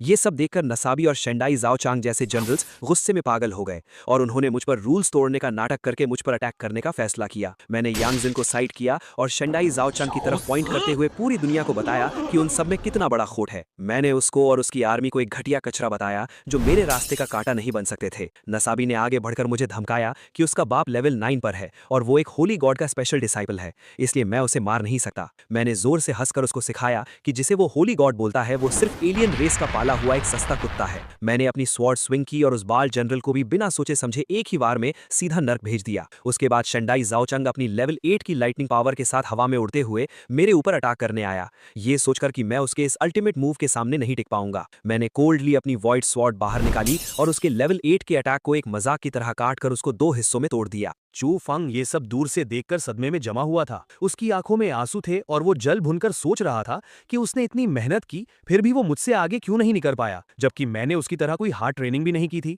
वो अभी भी डिल्यूजन में था कि वो आगे चलकर मार्शल गॉड बनेगा और मुझसे स्ट्रांग हो जाएगा। मेरे बाकी दोस्तों ने आकर मुझे घेर लिया और मेरी प्रेज की। मैंने निहोंग और 36 सिटी के बचे हुए लूजर्स को ताना मारा कि उनका एलियन मास्टर का प्लान फेल हो चुका है। मैंने जानबूझकर चू फेंग को नीचा दिखाया और उससे वहां का बचा हुआ कचरा साफ करने का ऑर्डर दिया। मैं बाहर निकल गया ये बोलकर कि मैं स्पाइस को ढूंढने जा रहा हूं, पर मेरा असली इरादा चू फेंग का अगला फॉर्च्यून चुराना था। चू फेंग पीछे खड़ा रो रहा था कि ये सारी ग्लोरी और प्रेज उसकी होनी चाहिए थी, पर मैंने उसका चांस छीन लिया। उसकी ऐसी शक्ल देखकर मुझे बहुत सुकून मिल रहा था। चू फेंग अपनी वाइस प्रिंसिपल टीचर हान के साथ जल्दबाजी में एक डार्क फॉरेस्ट से होते हुए एक सीक्रेट रूइन की तरफ भागा, ये सोचकर कि वहां से उसको जरूर कोई गॉड टियर कल्टीवेशन मेथड मिलेगा और वो मुझे अपने पैरों तले दबा देगा। पर उस बेवकूफ को पता नहीं था कि मुझे उसका ये राज पहले से पता था। मैंने अपनी लेवल 9 कल्टीवेशन कार्ड यूज कर ली थी, जिससे मेरे पास लगभग 24 घंटे के लिए प्योर लेवल 9 ग्रैंड मास्टर की ऐसी पावर आ गई थी जिसे कोई हरा नहीं सकता था। मैं उस रूइन के आगे एक डार्क ऑरा के साथ रेड मास्क पहनकर खड़ा हो गया ताकि वो दोनों मुझे पहचान न सके।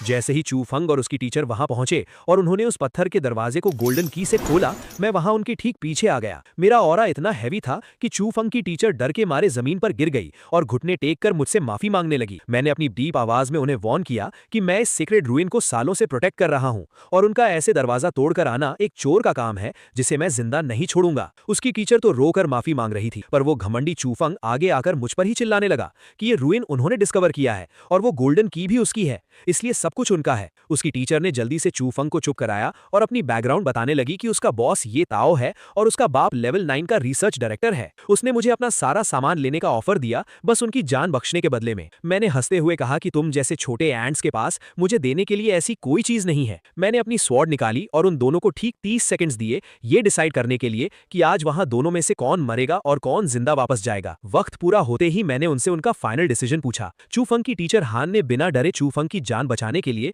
खुद को सैक्रिफाइस करने का हीरोइक फैसला किया, पर दूसरी तरफ उस सेल्फ प्रोक्लेम्ड हीरो चू फंग ने डर के मारे खुद की जान बचाने के लिए उस टीचर को ही मरने के लिए चुन लिया जो उसके लिए अपनी जान दे रही थी। मैंने चू फंग के इस सेल्फिश दोगलेपन पर हंसा और बिना कोई टाइम वेस्ट किए एक सिंगल स्ट्राइक में अपनी स्वॉर्ड उस टीचर की छाती के आर पार कर दी। उस टीचर को आखिरी दम तक यकीन ही नहीं हुआ कि चू फेंग, जिसे वो इतना मानती थी, उसने उसे मरने के लिए आगे कर दिया। मैंने स्वॉर्ड निकाली और उस टीचर की डेड बॉडी जमीन पर गिर गई। मैंने उस रोते हुए चू फेंग को वॉर्न किया कि अगर वो अभी वहां से नहीं भागा तो मैं उसे यहीं जिंदा गाड़ दूंगा। वो इतना बड़ा डरपोक निकला कि बिना पीछे मुड़े वहीं से भाग खड़ा हुआ। मेरा टारगेट एग्जैक्टली यही था कि चू फेंग अकेले सफरिंग में रहे, जिससे मेरा प्लॉट पूरा हो गया। फिर मैं बिना टेंशन के उस रूइन के अंदर चला गया जहां एक गोल्डन ग्लोइंग स्केलेटन ध्यान लगाए बैठा था। वो स्केलेटन पिछले जमाने का मार्शल सेंट नैन शोंग फेंग था। मैंने उसे आवाज लगाई और वो स्केलेटन एक रूह बनकर जग गया और मेरे ऊपर चिल्लाने लगा कि वो सालों से यहाँ क्यों फंसा हुआ था। उसने मुझे बताया कि उसने मार्शल सेंट बनने के लिए बहुत सैक्रिफाइस किया था, पर उसके लेवल अप होते ही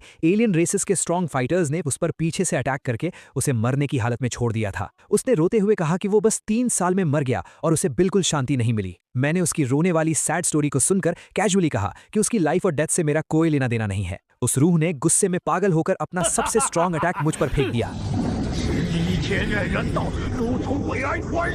मैंने तुरंत बिना हिले अपना पावर एक्टिवेट किया और ओरिजिन सील स्किल का यूज करके उस लेवल 9 के रूह को एक बबल के अंदर ब्लॉक कर लिया। वो बबल में कैद होकर फाइनली पहचान गया कि मैं स्ट्रॉन्ग सू फैमिली से बिलोंग करता हूं। मैंने स्माइल करते हुए उसको बताया कि उसका गेस ठीक है और मैं उसे अभी मिटाऊंगा नहीं, क्योंकि वो एक बहुत स्पेशल आइटम बनने वाला है। मैंने उससे साफ बता दिया कि उसकी इस फॉर्म का सबसे अच्छा यूज ये है कि वो मेरे पिता सू लॉन्ग को उनका मार्शल सेंट रैंक हासिल करने में एज अ कोर मदद करेगा। मैंने उस चिल्लाती हुई रूह को एक छोटे से शाइनिंग क्यूब में ट्रैप कर लिया और सोचा कि मेरा बाप इस अजीब गिफ्ट से कितना ज्यादा खुश होगा। उसी वक्त सिस्टम ने मेरी स्क्रीन पर बहुत सारे हाई लेवल रिवॉर्ड्स फ्लैश किए, जिसमें एक डार्क ज़ैंग टैंग स्वॉर्ड मुझे मिली। बाउंड्री इंक्रीज कार्ड के साथ मुझे फुल 20,000 विलन पॉइंट्स मिले। चू फेंग और उसकी टीचर के प्लॉट को सक्सेसफुली तोड़ने के कारण सिस्टम ने मुझे एक ज़ैंग सेंग स्वॉर्ड आर्ट और एपिक रेन हुआंग सूत्रा भी रिवॉर्ड किया। मुझे रियलाइज हुआ कि इस टाइम यहाँ आना मेरे लिए कितना बड़ा मास्टर स्ट्रोक था। मुझे होप थी कि ये डबल लॉस चू फेंग के दिमाग को पूरी तरह हिला देगा, जिससे उसकी ग्रोथ रुक जाएगी। अब मेरा फोकस वापस आउटर वर्ल्ड की मेन बैटल पर गया,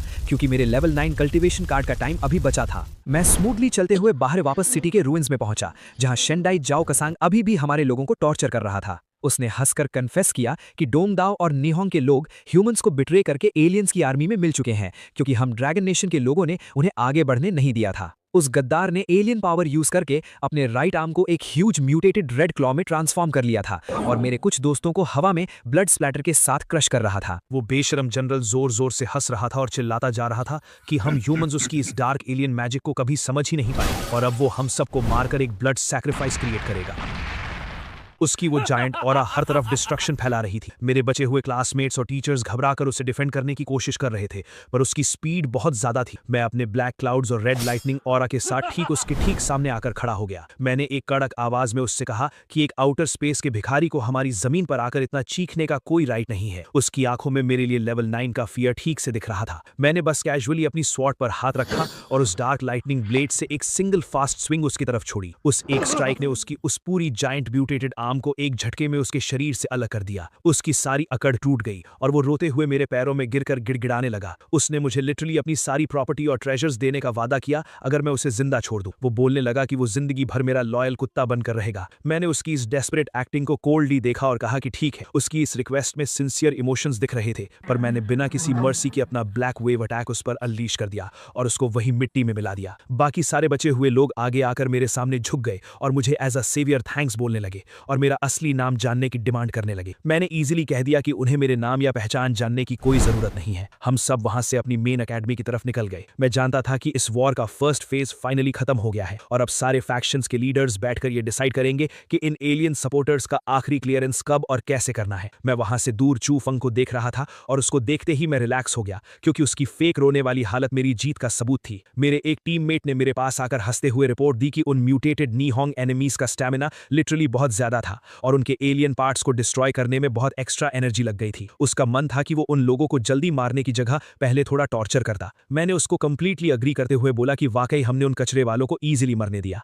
मैंने मुस्कुराते हुए उससे समझाया कि रिलैक्स करो, टेंशन लेने की कोई जरूरत नहीं है। मैंने उससे डायरेक्टली बोल दिया कि जल्द ही मैं उसे पूरी तरह से एंटरटेन होने का एक सॉलिड मौका दूंगा। तभी लिन पैंगशी मेरे पास आई। उसने बड़ी चालाकी और कॉन्फिडेंस के साथ मुझसे कहा कि सुयू, उस एलियन एनिमी का बचा हुआ सारा काम मैं खुद हैंडल कर लेती हूँ। उसका कहना था कि मैं तो पहले ही काफी फेम और ग्लोरी कमा चुका हूँ, तो ये छोटी सी विक्ट्री मैं उसके नाम पर कर दूं। और इसके बदले में उसने बड़ी बेशर्मी से मुझे एक ऑफर दिया। उसने कहा कि अगर मैं ऐसा करूंगा तो वो मेरे पहले किए गए सारे मिस्टेक्स को माफ कर देगी और हम दोनों फिर से पहले जैसे अच्छे टर्म्स पर वापस आ जाएंगे। मैंने एक गहरी सांस ली और उसकी इस बेवकूफी भरी बातों पर मुझे हंसी आ गई। मैंने उसे घूर कर पूछा कि क्या उसे इंसानों की भाषा समझ नहीं आती, या फिर वो बस यहाँ आकर थोड़ी सी अटेंशन और प्रेजेंस फील करना चाहती है। मेरे इतना कहते ही मैं आगे बढ़ा और बिना कोई सोचे समझे मैंने एक जोरदार थप्पड़ उसके चेहरे पर जड़ दिया। थप्पड़ इतना जोर का था कि वो सीधा जमीन पर जा गिरी। ये सब देखकर चू फंग गुस्से से आग बबूला हो गया। उसने चिल्लाते हुए कहा, सुयू, तुम्हारी इतनी हिम्मत कैसे हुई? पीछे से किसी ने कहा, चू फंग कुछ मत करो, नहीं तो तुम सीरियसली रूल्स को क्रॉस कर दोगे।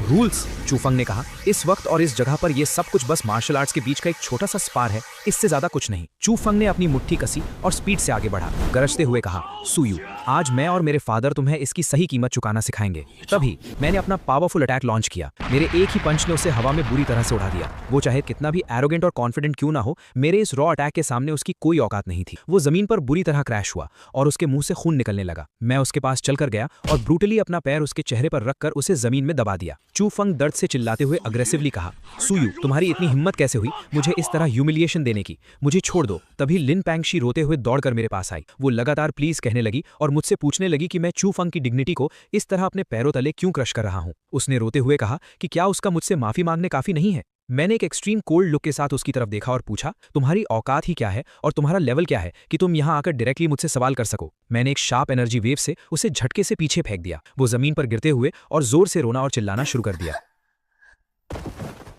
चू फंग नीचे दबा हुआ चिल्लाया कि मैं उसे जल्द ही छोड़ दूं और उसने कहा कि वो मुझे उसके साथ ऐसा बिहेव करने नहीं देगा। मैंने स्ट्रांगली और क्लियरली उसे वार्न कर दिया कि अगर उसने दोबारा मुझे इस तरह ऑफेंड करने की कोशिश की तो मैं इस बात की बिल्कुल गारंटी नहीं ले सकता कि इस दुनिया में उसके एग्जिस्ट करने के लिए कोई जगह बचेगी भी या नहीं। ठीक उसी वक्त मेरे दिमाग में सिस्टम की फेमिलियर आवाज गूंजी। सिस्टम ने मुझे कॉन्ग्रेचुलेट किया कि मैंने सक्सेसफुली सन ऑफ डेस्टिनी के मेंटल स्टेट को बुरी तरह से इंटरफेयर किया है, जिसकी वजह से उसके विल पावर में मैसिव और वायलेंट फ्लक्चुएशंस क्रिएट हुए हैं। इस अचीवमेंट के लिए मुझे ह्यूज रिवॉर्ड्स इशू किए गए थे। मुझे एक ऐसी पावरफुल बॉडी फोजिंग टेक्निक मिली जो मेरे सेल्स को 8th रैंक स्टेज में ही इमॉर्टल लेवल पर ट्रांसफॉर्म और रिकंस्ट्रक्ट कर सकती थी। ये एपिक टेक्निक मेरे 100 साल के हार्ड ट्रेनिंग और कल्टीवेशन टाइम को आसानी से बचा सकती थी। मैंने कामली सोचा, चलो अभी के लिए इसे सेव करके रखता हूं। जब ये टेक्निक सच में अपने ट्रू परफेक्ट और मैक्स लेवल पर पहुंचेगी तभी इसका सबसे बेस्ट और मैजिकल हार्वेस्ट मुझे मिलेगा। कुछ वक्त बाद अकेडमी में एक ग्रैंड ऑफिशियल मीटिंग हुई जहां सारे टॉप स्टूडेंट्स और इंस्ट्रक्टर्स इकट्ठे हुए थे। एक सीनियर इंस्ट्रक्टर ने आगे आकर सीरियसली अनाउंस किया कि फ्रंट लाइन की बैटल सिचुएशन अचानक से काफी बिगड़ गई है, इसीलिए उन्हें बहुत सॉरी फील हो रहा है कि ये martial arts exchange tournament smoothly खत्म नहीं हो पाएगा। ओवरऑल स्ट्रेटेजिक कॉम्बैट प्लानिंग को ध्यान में रखते हुए इस साल के टूर्नामेंट को वक्त से पहले ही स्टॉप किया जा रहा था। उसके बाद जनरल यांग सबके सामने मेरी ओपनली तारीफ करते हुए बोले कि सू फैमिली के स्टूडेंट्स सच में इनक्रेडिबल और टॉप टियर होते हैं। मैंने बड़ी ही पोलाइटनेस के साथ कहा कि जनरल यांग, आप कुछ ज्यादा ही तारीफ कर रहे हैं। मैंने उनसे कहा कि मैं बस अपनी सू फैमिली की ग्लोरी और उनके ऑनर को मेंटेन कर रहा था। मेरा फर्ज है कि मैं अपनी पोजीशन और अपने नाम की रिस्पेक्ट रखूं। अगर मैं यहाँ वीक दिखता और मेरी वजह से मेरी सू फैमिली की रेपुटेशन खराब होती तो ये मेरे लिए सबसे बड़ा क्राइम होता। जनरल यांग मेरी इस बात से बहुत इंप्रेस हुए। उन्होंने तुरंत डिसीजन लिया और मुझे 9th सिटी की तरफ से जीते गए सारे रिवॉर्ड्स का सोल इंचार्ज बना दिया। उन्होंने मुझे पूरी अथॉरिटी दे दी कि मैं इन रिवॉर्ड्स को अपने हिसाब से सबके बीच डिस्ट्रीब्यूट करूं। मैंने तुरंत सारे वैल्यूएबल रिसोर्सेज और वेपन्स निकाले और वहां खड़े सभी लोगों को उनका फेयर शेयर दे दिया। मैंने उन्हें साफ शब्दों में कहा कि अब कोई ये नहीं कह सकता कि मैंने उनके साथ इनजस्टिस किया है। मैंने उन सबको मोटिवेट करते हुए कहा कि इस बैटल के बाद मैं उम्मीद करता हूं कि वो लोग 9th सिटी के नाम को कभी झुकने नहीं देंगे और अपनी ट्रेनिंग पर फोकस करेंगे। जब सारा डिस्ट्रीब्यूशन खत्म हो गया तो एक कमांडर आगे आया और उसने सबको ऑर्डर दिया कि अब सब अपने अपने आइटम्स पैक कर लें और 9th सिटी वापस लौटने की तैयारी कर लें। उन्होंने बताया कि वापस जाने के बाद सबको अपनी इंडिपेंडेंट ट्रेनिंग और मिशंस पर जाने की फ्रीडम मिल जाएगी। मुझे वहां किन जनरल ने एक बहुत ही रेयर और स्पेशल पास दिया। उन्होंने मुझे वार्न किया कि ये पास बहुत ही इंपॉर्टेंट है और मुझे इसे बहुत संभाल कर रखना होगा क्योंकि ये मुझे रिस्ट्रिक्टेड एरियाज में एंट्री देगा। मैंने उन्हें थैंक यू बोला और कहा कि हम 3 महीने बाद जरूर मिलेंगे। किसी ने पूछा कि मैं फाइनली 5th सिटी की तरफ क्यों जा रहा हूं, तो एक ऑफिसर ने उन्हें बताया कि मैं ह्यूमैनिटी के डिफेंस लाइन के सबसे आगे वाले हिस्से पर जा रहा हूं जहां एलियन रेसेस का सबसे बड़ा खतरा है। चू फेंग अभी भी जमीन पर गुस्से से अपने दांत पीस रहा था। उसके दिल में मेरे लिए एक आग जल रही थी और वो सोच रहा था कि फ्रंट लाइंस पर सिर्फ मैं ही अकेला हीरो नहीं बनूंगा। उसका घमंड उससे कह रहा था कि जब वो अपनी फुल पावर के साथ वापस आएगा तो वो मुझे मेरे गॉड लाइक पेडेस्टल से नीचे गिरा देगा और मुझे घुटनों पर ला देगा। मैं जल्दी ही ट्रैवल करके 5th सिटी के मेन मिलिट्री कैंप में पहुंचा। वहां गार्ड्स ने मुझे रिस्पेक्ट के साथ ग्रीट किया और अंदर जाने का रास्ता दिखाया। जब मैं कमांडर टेंट के अंदर घुसा तो मेरे सामने का सीन देखकर मेरा दिल एकदम से भारी हो गया। वहां चेयर पर मेरे फादर जनरल सू लॉन्ग बैठे थे और उनकी कंडीशन बहुत ही खराब लग रही थी। उनका एक हाथ बुरी तरह से इंजर्ड था और उसमें से खून निकल रहा था। उनकी मेंटल स्पिरिट भी बहुत ज्यादा वीक हो चुकी थी, जैसे उन्होंने किसी बहुत ही डेंजरस एनिमी का सामना किया हो। मैंने तुरंत परेशान होकर उनसे पूछा कि आखिर उनकी ऐसी हालत किसने की है और किस ईविल एंटिटी ने उन पर इतना डेडली अटैक किया है। मेरे फादर ने मुझे रिलैक्स करने का इशारा किया और बड़ी ही शांति से कहा कि ये बस बैटलफील्ड की एक छोटी सी प्राइस है जो उन्हें चुकानी पड़ी है। उन्होंने कहा कि थोड़े हाई टियर रिसोर्सेज यूज करके वो अपने इस डैमेज को ठीक कर लेंगे। बिना टाइम वेस्ट किए मैंने अपनी सिस्टम स्टोरेज से एक ग्लोइंग हरी क्विंगलिंग पिल निकाली। ये कोई आम पिल नहीं थी, ये प्योर लाइफ एनर्जी से भरी हुई थी जो सीधा हेवन और अर्थ के ओरिजिन सोर्स से कनेक्ट कर सकती थी। मैंने वो पिल अपने फादर को दी और जैसे ही उन्होंने उसे अपनी बॉडी पर लगाया, उनका कटा हुआ और इंजर्ड हाथ अचानक से एक गोल्डन ऑरा से ग्लो करने लगा। देखते ही देखते उनके मिसिंग सेल स्ट्रक्चर्स फिर से रीजनरेट होने लगे और उनकी स्पिरिट पहले से भी ज्यादा पावरफुल हो गई। मेरे फादर हैरान रह गए कि एक छोटी सी पिल में इतनी एक्सट्रीम हीलिंग पावर कैसे हो सकती है। उन्होंने रियलाइज किया कि ये पावर डायरेक्टली उनके ब्रोकन रैंक और रेल्म को फिर से फॉर्म कर रही है। मैंने स्माइल करते हुए उन्हें बताया कि मार्शल सेज लेवल के नीचे अगर मेरे फादर की सिर्फ एक आखिरी सांस भी बची होती तो भी मैं उन्हें डायरेक्ट मौत के दरवाजे से वापस खींचकर ला सकता हूं। मेरे फादर ने मुझे एक गहरी नजर से देखा और पूछा कि मैं आखिर अपने 3rd ग्रैंड अंकल को क्यों बुलाना चाहता हूं और मेरा एक्चुअल प्लान क्या है। उस वक्त मैंने एक बहुत ही मिस्टीरियस और ग्लोइंग क्यूबिकल बॉक्स बाहर निकाला। उस बॉक्स के बाहर निकलते ही पूरे टेंट में एक सुप्रीम एनर्जी फैल गई। मैंने उस बॉक्स की तरफ इशारा करते हुए अपने फादर से कहा कि इसके अंदर एक डायरेक्ट मार्शल सेज की पोजीशन सील्ड है। मेरे फादर की आंखें शौक से पूरी तरह खुल गईं। उन्होंने कभी सपने में भी नहीं सोचा था कि उनके बेटे के पास एक रियल मार्शल सेज का सोर्स होगा। मैंने उन्हें एक्सप्लेन किया कि ये अंदर वाला मार्शल सेज का source specifically 3rd grand uncle के लिए है ताकि वो फाइनली उस सुप्रीम रैंक को अचीव कर सकें। मैंने उन्हें ग्लोइंग गोल्डन बुक दी। मैंने बड़ी सीरियस टोन में उनसे कहा कि जहां तक उनकी बात है, उन्हें अब सिर्फ एक मार्शल सेज नहीं बनना है, उनकी डेस्टिनी अब ह्यूमन एम्परर बनने की है और वो पूरी ह्यूमैनिटी को लीड करेंगे। मेरे फादर मेरे इस एम्बिशन और पागलपन को देखकर स्टन रह गए थे। वो खुद से सोच रहे थे कि उनका ये बेटा आखिर किस लेवल का गॉड लाइक प्लान बना रहा है। उन्होंने उस ग्लोइंग गोल्डन बुक को देखा और पूछा कि ये आखिर कौन सी डिवाइन टेक्निक है। मैंने उन्हें बताया कि ये ह्यूमन एम्परर मैनुअल है और ये किसी भी top tier heaven level technique से कई हजार गुना ज्यादा स्ट्रांग है। ये एक एक्चुअल स्टार लेवल टेक्निक थी। मेरे फादर इमोशनल हो गए और उन्होंने कहा कि ये टेक्निक मुझे खुद के लिए रखनी चाहिए क्योंकि मेरी उम्र अभी कम है और मेरा टैलेंट इस टेक्निक को डिजर्व करता है। उनका कहना था कि उनकी उम्र अब ढल चुकी है और मैं उनसे बेटर कैंडिडेट हूं। उन्होंने ये प्रपोज किया कि अब से पूरी सू फैमिली अपने सारे रिसोर्सेज लगाकर मुझे एक सुप्रीम ह्यूमन एम्परर बनने के लिए ट्रेन करेगी। मैंने मुस्कुराकर उन्हें बुक वापस दी और कहा कि वो इसे खुद प्रैक्टिस करें क्योंकि मेरे पास ऑलरेडी इससे भी अच्छे और पावरफुल ऑप्शंस मेरे सिस्टम में अवेलेबल हैं। मेरे इस स्ट्रॉन्ग एटीट्यूड को देखकर मेरे फादर मान गए और उन्होंने तुरंत 3rd ग्रैंड अंकल को एक सिग्नल भेजकर वहां बुला लिया।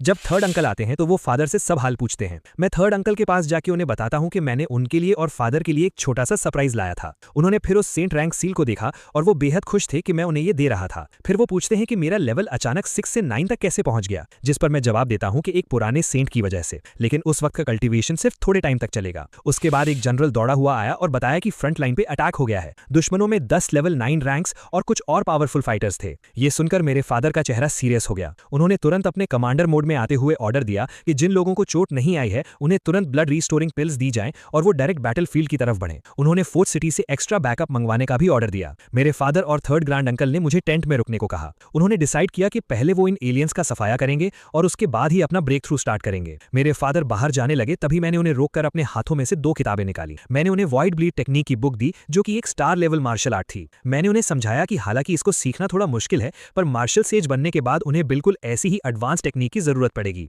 थर्ड ग्रैंड अंकल थोड़ा परेशान थे क्योंकि दुश्मनों की गिनती 10 लेवल 9 एलियंस की थी और उन्हें डर था कि ये थोड़ा रिस्की हो सकता है। पर मैंने अपने फादर की तरफ देखकर फुल कॉन्फिडेंस से कहा कि अगर वो सच में इस दुनिया के ह्यूमन एम्परर बनना चाहते हैं तो मैं अपनी पावर से उन्हें इतना डिवाइन बिलीफ और एलियन फेथ प्रोवाइड करूंगा कि वो बिना किसी प्रॉब्लम के सीधा सेज रैंक को क्रॉस कर जाएंगे। ये सुनकर मेरे फादर के अंदर का वॉरियर जाग उठा और वो अपनी सोर्ड के साथ टेंट से बाहर निकल पड़े। बाहर का नजारा सच में किसी नर्क से कम नहीं था। हर तरफ आग लगी हुई थी और आसमान धुएं से काला हो चुका था। हमारे ह्यूमन सोल्जर्स उन डिस्गस्टिंग एलियन से भिड़ रहे थे जो रात के अंधेरे का फायदा उठाकर स्टेल्थ अटैक करने आए थे। सामने से कुछ एक्सट्रीमली मस्कुलर और जायंट रेड स्किन वाले एलियन मॉन्स्टर्स आगे आए। उन्होंने एरोगेंट आवाज में चिल्लाते हुए कहा कि आज रात वो ह्यूमन रेस की इस 5th सिटी को मिट्टी में मिला देंगे और इस पर उनका ही राज होगा। उनका लीडर जोर जोर से हंस रहा था और ह्यूमन फोर्सेस को मॉक कर रहा था कि हमारी सिटी का कमांडर ऑलरेडी उनके एलियन सेज गॉड के हाथों अपना एक हाथ गंवा चुका है और अब हमारे पास कोई भी पावरफुल डिफेंडर नहीं बचा है। उसने चैलेंज किया कि आज सारे इंसान मारे जाएंगे। तभी मेरे फादर सुलोंग किसी देवता की तरह आसमान से प्रकट हुए।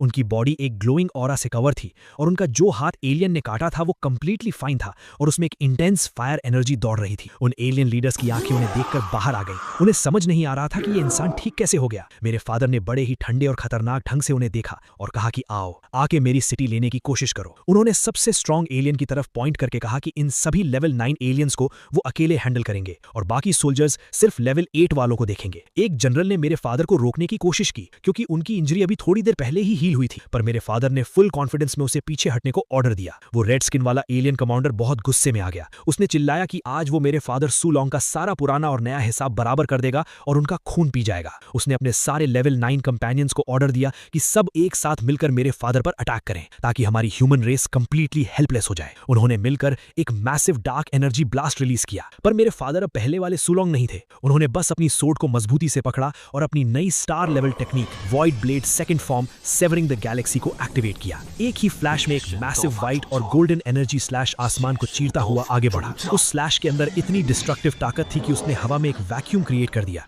और एक ही सेकंड में उस रेड एलियन लीडर समेत बाकी लेवल 9 एलियंस को उनके वेपन्स के साथ 2 टुकड़ों में काट के रख दिया। उनकी बॉडीज ब्लास्ट हो गई और खून की बारिश होने लगी। वो dark energy attack completely shatter हो गया। वो एलियन लीडर जमीन पर गिरा और मरने से पहले हैरानी से चिल्ला रहा था कि ये इम्पॉसिबल है। एक नॉर्मल इंसान इतना पावरफुल और डोमिनेंट कैसे हो सकता है जब तक कि वो एक एक्चुअल सेज गॉड न बन गया हो। मेरे फादर उसके पास चले गए और बड़े काम टोन में उसके मुंह पर थूकते हुए बोले कि हालांकि वो अभी तक मार्शल सेज नहीं बने हैं, पर उन जैसी वीक मुर्गियों और कीड़े मकोड़ों को क्रश करने के लिए उन्हें कोई एक्स्ट्रा ऑर्डिनरी पावर की जरूरत नहीं है। वो एलियन अभी भी एरोगेंट था और बोल रहा था कि 2 दिन के अंदर उनकी एलियन रेस के 2 नए सेज गॉड्स यहां आएंगे और सारी ह्यूमन रेस को जिंदा जला देंगे। मेरे फादर ने उसके बाकी बचे सिर को काटते हुए कहा कि उन्हें पहले नरक में जाकर वेट करना चाहिए क्योंकि बहुत जल्द उनके वो सेज गॉड्स भी वहीं आने वाले हैं। आसपास खड़े ह्यूमन सोल्जर्स इस God like display of power को देखकर पागल हो गए थे। वो जोर जोर से चिल्लाने लगे कि उनके सिटी लॉर्ड सच में इनविंसिबल हैं और उनकी पावर डायरेक्टली हेवेंस को छू रही है। सोल्जर्स कंटिन्यूअसली चेंगजू वान सुई चेंगजू वुडी का नारा लगाने लगे। तभी मेरे फादर के आसपास का एनवायरनमेंट कंप्लीटली बदल गया।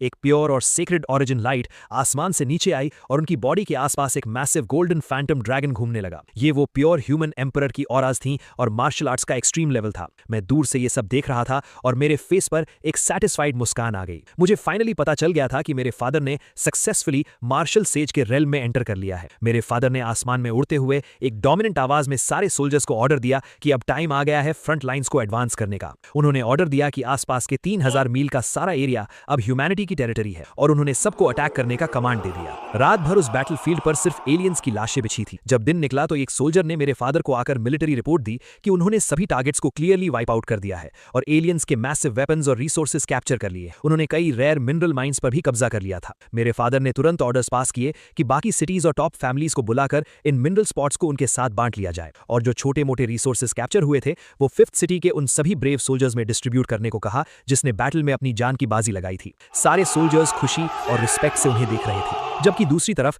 मैं इस एनवायरनमेंट से थोड़ा दूर एक आइसोलेटेड जंगल एरिया में अकेला था। मेरा माइंड अलग ही कैलकुलेशन कर रहा था। मुझे एहसास हो गया था कि अगर मुझे हेवन डिफाइंग बैटल्स लड़नी है और अपने आप को टॉप पर मेंटेन रखना है तो मुझे फोर्सफुली अपने डेस्टिनी विलन सिस्टम में से और विलन पॉइंट्स रिसोर्स कमाने होंगे और खुद को कंटिन्यूसली अपग्रेड करना होगा, वरना फ्यूचर के हाईएस्ट ईयर डेथ मैचेस में मेरी एग्जिस्टिंग पावर जल्द ही फेल हो जाएगी। मैं खुद पर थोड़ा हंस रहा था कि मैंने आज कितना बड़ा गैम्बल खेला है। मैंने अपनी मुट्ठी कसकर एक डिमोनिक एनर्जी का ऑर्ब अपने हाथों में महसूस किया। मैंने अपने सिस्टम स्टोर को ओपन किया और वहां से एक ही हुआ जी जाई तियान मोजिंग नाम का एक स्पेशल लिमिटेड टाइम सेल वाली सुप्रीम आइटम परचेज की। वो एक ब्लैक डिमोनिक बुक मेरी इन्वेंट्री से मेरी बॉडी में आ गई और मेरी स्किन के ऊपर से पर्पल लाइटनिंग्स निकलने लगी। मेरी आंखों के अंदर उस सिस्टम की वजह से एक खून जैसी लाल ग्लो आ गई। एक मैसिव डार्क घोस्ट फैंटम मेरे पीछे खड़ा हो गया था। मैंने एक गहरी सांस ली और अपने चेस्ट में एक पावरफुल डेमोनिक हार्ट की बीट को फील किया। मैं समझ गया था कि चाहे मेरी ओरिजिन या बैकग्राउंड कुछ भी हो, पर कोई भी सुपरनैचुरल पावर मेरे स्टेप्स को रोक नहीं सकती। मैं जोर से आसमान की तरफ देखकर हंसा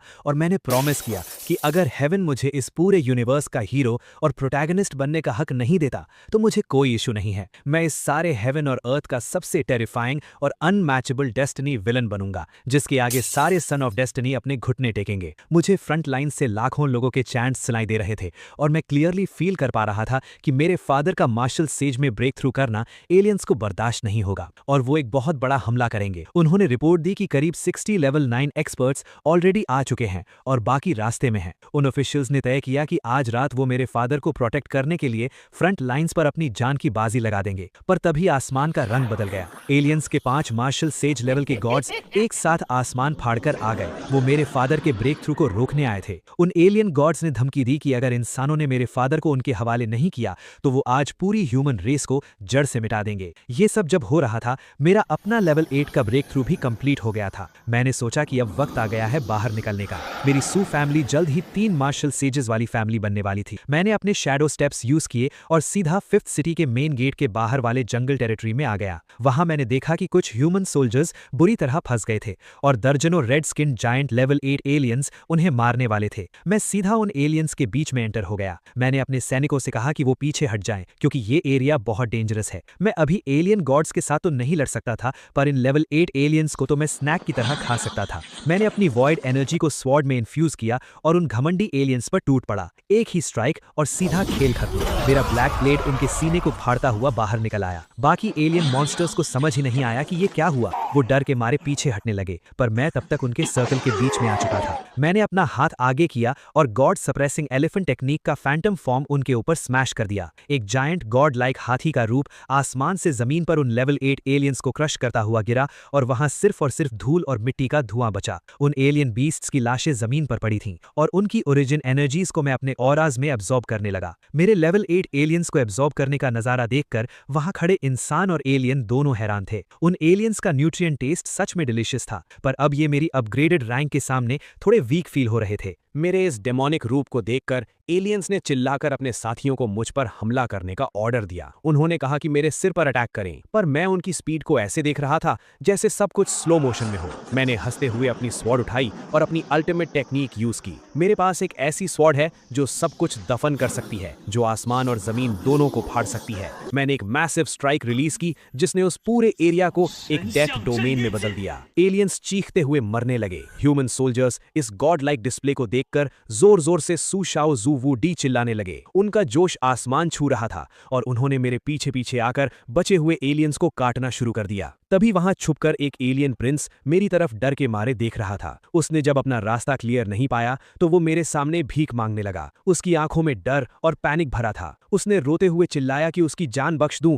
क्योंकि उसके फादर एक एक्सट्रीम लेवल के सेज गॉड हैं और अगर मैंने उसे मारा तो उसके फादर पूरी ह्यूमन रेस को डिस्ट्रॉय कर देंगे। उसका ये बकवास कॉन्फिडेंस देखकर मेरी हंसी छूट गई। मैंने उसके मुंह पर एक जोरदार लात मारी और उसे ग्राउंड में प्रेस कर दिया। मैंने हंसते हुए और एरोगेंट टोन में उससे कहा कि तुम क्या सोचते हो कि सिर्फ तुम्हारी एलियन रेस के पास ही सेज लेवल एक्सपर्ट्स हैं? मैंने उसकी आंखों में देखा और बड़ी कोल्डली उसे कंप्लीटली एक्सटिंग्विश होने का ऑर्डर दिया। उसने रोने की पूरी कोशिश की, पर मैंने अपनी स्वॉर्ड का एक स्विफ्ट हॉरिजॉन्टल स्विंग किया और उस एलियन प्रिंस का सिर धड़ से अलग होकर ग्राउंड पर लुढ़कने लगा। जैसे ही उस प्रिंस की मौत हुई, आसमान अचानक से ब्लड रेड हो गया। बादलों के बीच से एक मैसिव और डार्क एनर्जी की स्टॉर्म बनने लगी और वहां उसके फादर, उस एलियन सेज गॉड का एक हॉरिफाइंग और गॉड लेवल प्रोजेक्शन प्रकट हुआ। उस जायंट फैंटम ने गुस्से से गरजते हुए कहा कि एक इंफीरियर ह्यूमन रेस का कीड़ा कैसे हिम्मत कर सकता है उसके सुप्रीम सन की जान लेने की। उसने अनाउंस किया कि आज मैं उसके हाथों सबसे पेनफुल डेथ मरूंगा।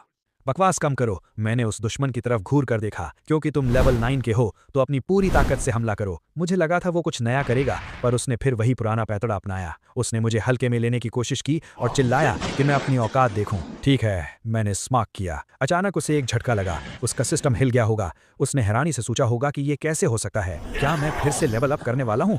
मैंने खुद से सवाल किया। इस बार ऑरा सच में कुछ अलग ही महसूस हो रही थी। वो जोर से हंसा। उसकी हंसी में एक एरोगेंट घमंड था। उसने मुझे मगरूर कहा और बोला कि अब देखते हैं मैं कैसे टिक पाता हूँ। उसका मानना था कि जैसे ही हेवनली ट्रिब्यूलेशन की लाइटनिंग गिरेगी, मेरा किस्सा खत्म हो जाएगा। मैंने फोकस किया। मेरी आत्मा के आर पार होती हुई एक डीप मेडिटेशन स्टार्ट हो गई थी, और जैसे ही ये कंप्लीट होगा, हेवनली ट्रिब्यूलेशन मेरी कामयाबी की आखिरी सीढ़ी बन जाएगी। लेकिन वो इतनी आसानी से हार मानने वाला नहीं था। उसने खुद से वादा किया कि ह्यूमन रेस में कोई दूसरा डेमीगॉड पैदा नहीं होना चाहिए। उसकी आंखें गुस्से से लाल थी और उसने तय कर लिया था कि आज मेरा अंत यहीं होगा। सबने पीछे से चिल्लाया कि उसे रोको, चाहे सिर्फ 1 सेकंड के लिए ही क्यों ना हो। खेल खत्म करो, वो चिल्लाए। तभी मुझे किसी और की आवाज आई, बच्चे जल्दी भागो, हेवनली ट्रिब्यूलेशन की चिंता मत करो, जल्दी यहाँ आओ, तुम्हारे अंकल तुम्हारे लिए इसे झेल लेंगे। मेरे 5th अंकल आगे आए। अचानक मेरे पिता सामने आए।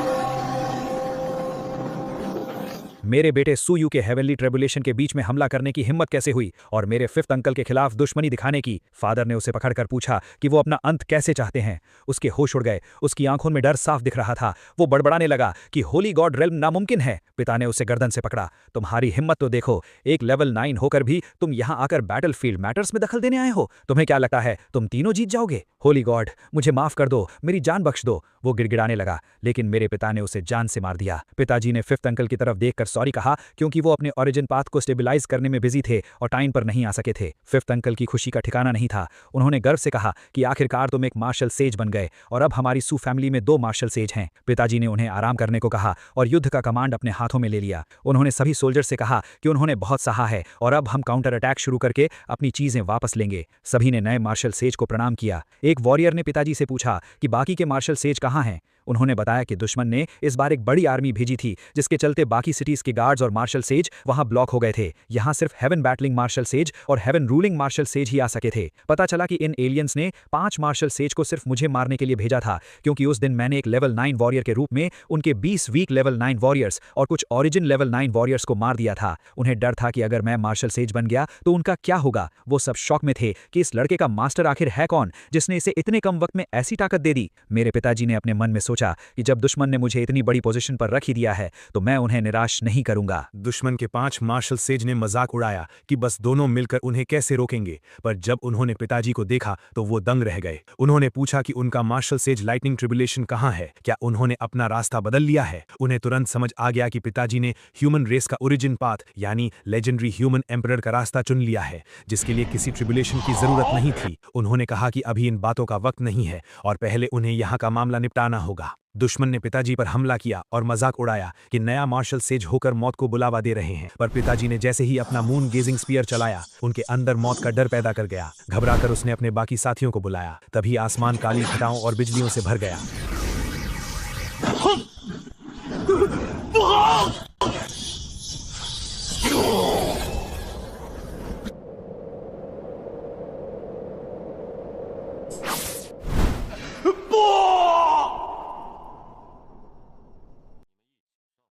किसी ने पूछा कि ये मार्शल सेज लाइटनिंग ट्रिब्यूलेशन मेरी वजह से आई है क्या। तभी 3rd अंकल ने दहाड़ते हुए कहा कि ये लाइटनिंग ट्रिब्यूलेशन मेरी है और किसको इससे प्रॉब्लम है, वो भी किस्मत से ब्रेक थ्रू कर चुके थे। पिताजी ने 3rd अंकल से कहा कि आप आराम से ब्रेक थ्रू कीजिए, जब तक मैं यहाँ हूँ कोई आपको मार्शल सेज बनने से नहीं रोक सकता और सू फैमिली के राइज को कोई नहीं रोक पाएगा। दुश्मन पागल हो गए और ह्यूमन रेस को नया मार्शल सेज पैदा करने से रोकने के लिए चीखने लगे। मैंने खुद को फोकस किया और याद किया कि जब मैं एक level 7 heaven soul grand master का लाइटनिंग ट्रिब्यूलेशन ले रहा था तो मेरा बॉडी ऑफ डिस्ट्रक्शन सिर्फ शुरुआती स्टेज पर था, पर अब इस विशाल लाइटनिंग ट्रिब्यूलेशन सी के साथ मैं छोटी सक्सेस तक पहुंच सकता था। जैसे जैसे आसमान से बिजली गिरती, मेरे सेल्स और मजबूत होते गए। मेरा प्रिंसिपल साफ था, जितना मजबूत दुश्मन उतना ही ताकतवर मैं बनूंगा। ग्लेज्ड एंशिएंट सिटी के ब्लड और की अपनी जगह पर थे और अब इस युद्ध को खत्म होना था। फैमिली सीनियर्स गर्व से चिल्ला उठे कि आज हमारी सू फैमिली में 3 मार्शल सेज हैं और अब हमारी सू फैमिली सच में एक बड़ा राइज देखेगी। सब ओवरजॉयड हो गए थे, लेकिन बीच में 3rd ग्रैंड अंकल डीमन से भिड़ रहे थे। दुश्मन का एक एलियन का असैसिनेशन फेल हो गया। वो सब घबरा गए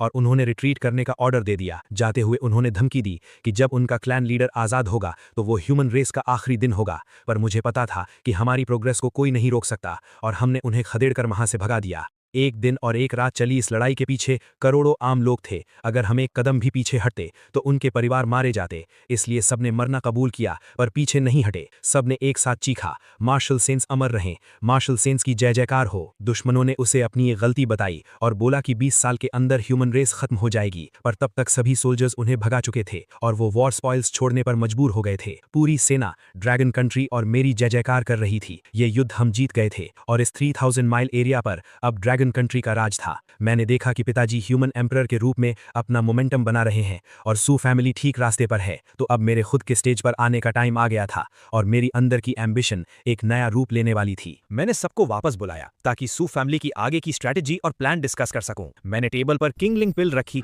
जिसकी सुगंध से ही बॉडी की पुरानी बीमारियां ठीक होने लगती हैं। ये एक ऐसी पिल थी जो मार्शल सेज लेवल के नीचे डेथ बेड पर पड़े किसी भी इंसान को बचा सकती थी और फाउंडेशन ठीक कर सकती थी। मैंने थर्ड ग्रैंड अंकल से कहा कि ये पिल आपकी पुरानी सारे नुकसान ठीक कर देगी, क्योंकि सू फैमिली के 5 ड्रैगन्स में से किसी को भी पीछे नहीं छूटना चाहिए। उन्होंने इमोशन के साथ कहा कि 20 साल से उन्होंने मुझे एक बच्चे से एक महान आदमी बनते देखा है। मैंने उन्हें बताया कि अब पिताजी ह्यूमन एम्परर ओरिजिन पाथ पर हैं और हमें बहुत कुछ आगे बढ़ाना है। मैंने उन्हें वॉइड सेबर टेक्निक और डेथ बरियल सेबर टेक्निक की ओरिजिनल कॉपीज दी जो स्टार लेवल वेपन्स थे और सू फैमिली की गॉड डिस्ट्रॉइंग सेबर टेक्निक की जगह ले सकते थे। मैंने सजेस्ट किया कि पिताजी पुरानी अर्थ लेवल और हेवन लेवल टेक्निक्स को ड्रैगन कंट्री के लोगों के लिए फ्री में पब्लिक कर दें ताकि सब मार्शल आर्ट सीख सके और पिताजी को एक अच्छा नाम मिल सके। निहॉन और हैफी के गद्दारों के बारे में भी डिस्कशन हुआ जिन्होंने एलियंस के साथ मिलकर धोखा दिया था। उन दोनों एरियाज को डिस्ट्रॉय करने का ऑर्डर पास हुआ और मैंने भी इस अटैक में ज्वाइन करने की इच्छा जताई ताकि मुझे और ट्रेनिंग का मौका मिल सके। मीटिंग के बाद मैं अपने सबऑर्डिनेट से मिलने गया जिन्हें मैंने पहले एक इंस्ट्रक्टर के जरिए रिक्रूट किया था।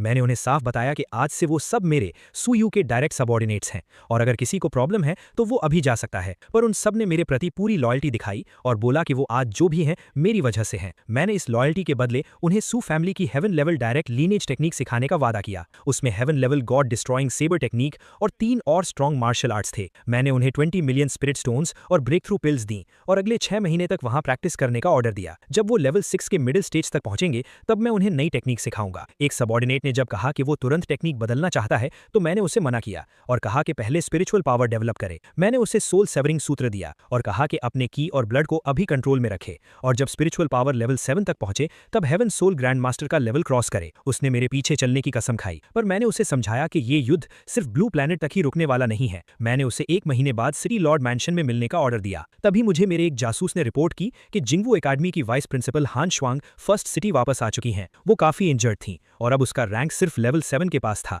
उसने आते ही लोगों को हायर किया था ताकि इस न्यूज को फैलाया जा सके कि चू फंग उसके इंजरीज का कारण है और उसका अपने स्टूडेंट के साथ झगड़ा हो गया था। पर मैंने तुरंत ऑर्डर दिया कि इस न्यूज को दबा कर रखा जाए और ठीक 25 दिनों बाद इसे इतना पुश किया जाए कि सब जगह फैल जाए। मैं देखना चाहता था कि जू शांग यान इस मास्टर को मारने वाले इल्जाम को कैसे झेलता है। दूसरी तरफ चू फंग और लिन पैंगशी फॉरेस्ट से बाहर आ गए थे। उन्होंने पिछले 1 महीने में कड़ी मेहनत करके 98 pieces 7th rank beast course collect कर लिए थे। लिन पैंगशी बहुत खुश थी। उसको लग रहा था कि अब वो जल्द ही 9th सिटी के रिटर्न्स बेस में सबमिट कर देंगे। रिजल्टिंग जाइड 6th रैंक के रिसोर्सेज पे अप्लाई किए जाएंगे। चू फेंग मुस्कुराया। उसने सोचा कि उसको किसी चीज की जल्दी नहीं है। वो अगले स्टेजेस और रिसोर्सेज पर टारगेट क्लोज करते हुए अपनी पावर्स को और बढ़ाएगा। उसका प्लान था कि लेवल पीक्स तक पहुंचे। उसी दौरान चू फेंग और लिन पैंशी फॉरेस्ट में शिकार कर रहे थे। चू Feng level 7 beast course collect कर चुका था ताकि वो 9th सिटी जाकर रिसोर्सेज एक्सचेंज कर सके और लेवल 6 लेट स्टेज तक ब्रेक थ्रू कर सके। वो और लिन पैंशी परफेक्ट कपल होने का ढोंग कर रहे थे और चू फेंग जल्द ही ग्रैंड मास्टर ब्रेक थ्रू का दिखावा करके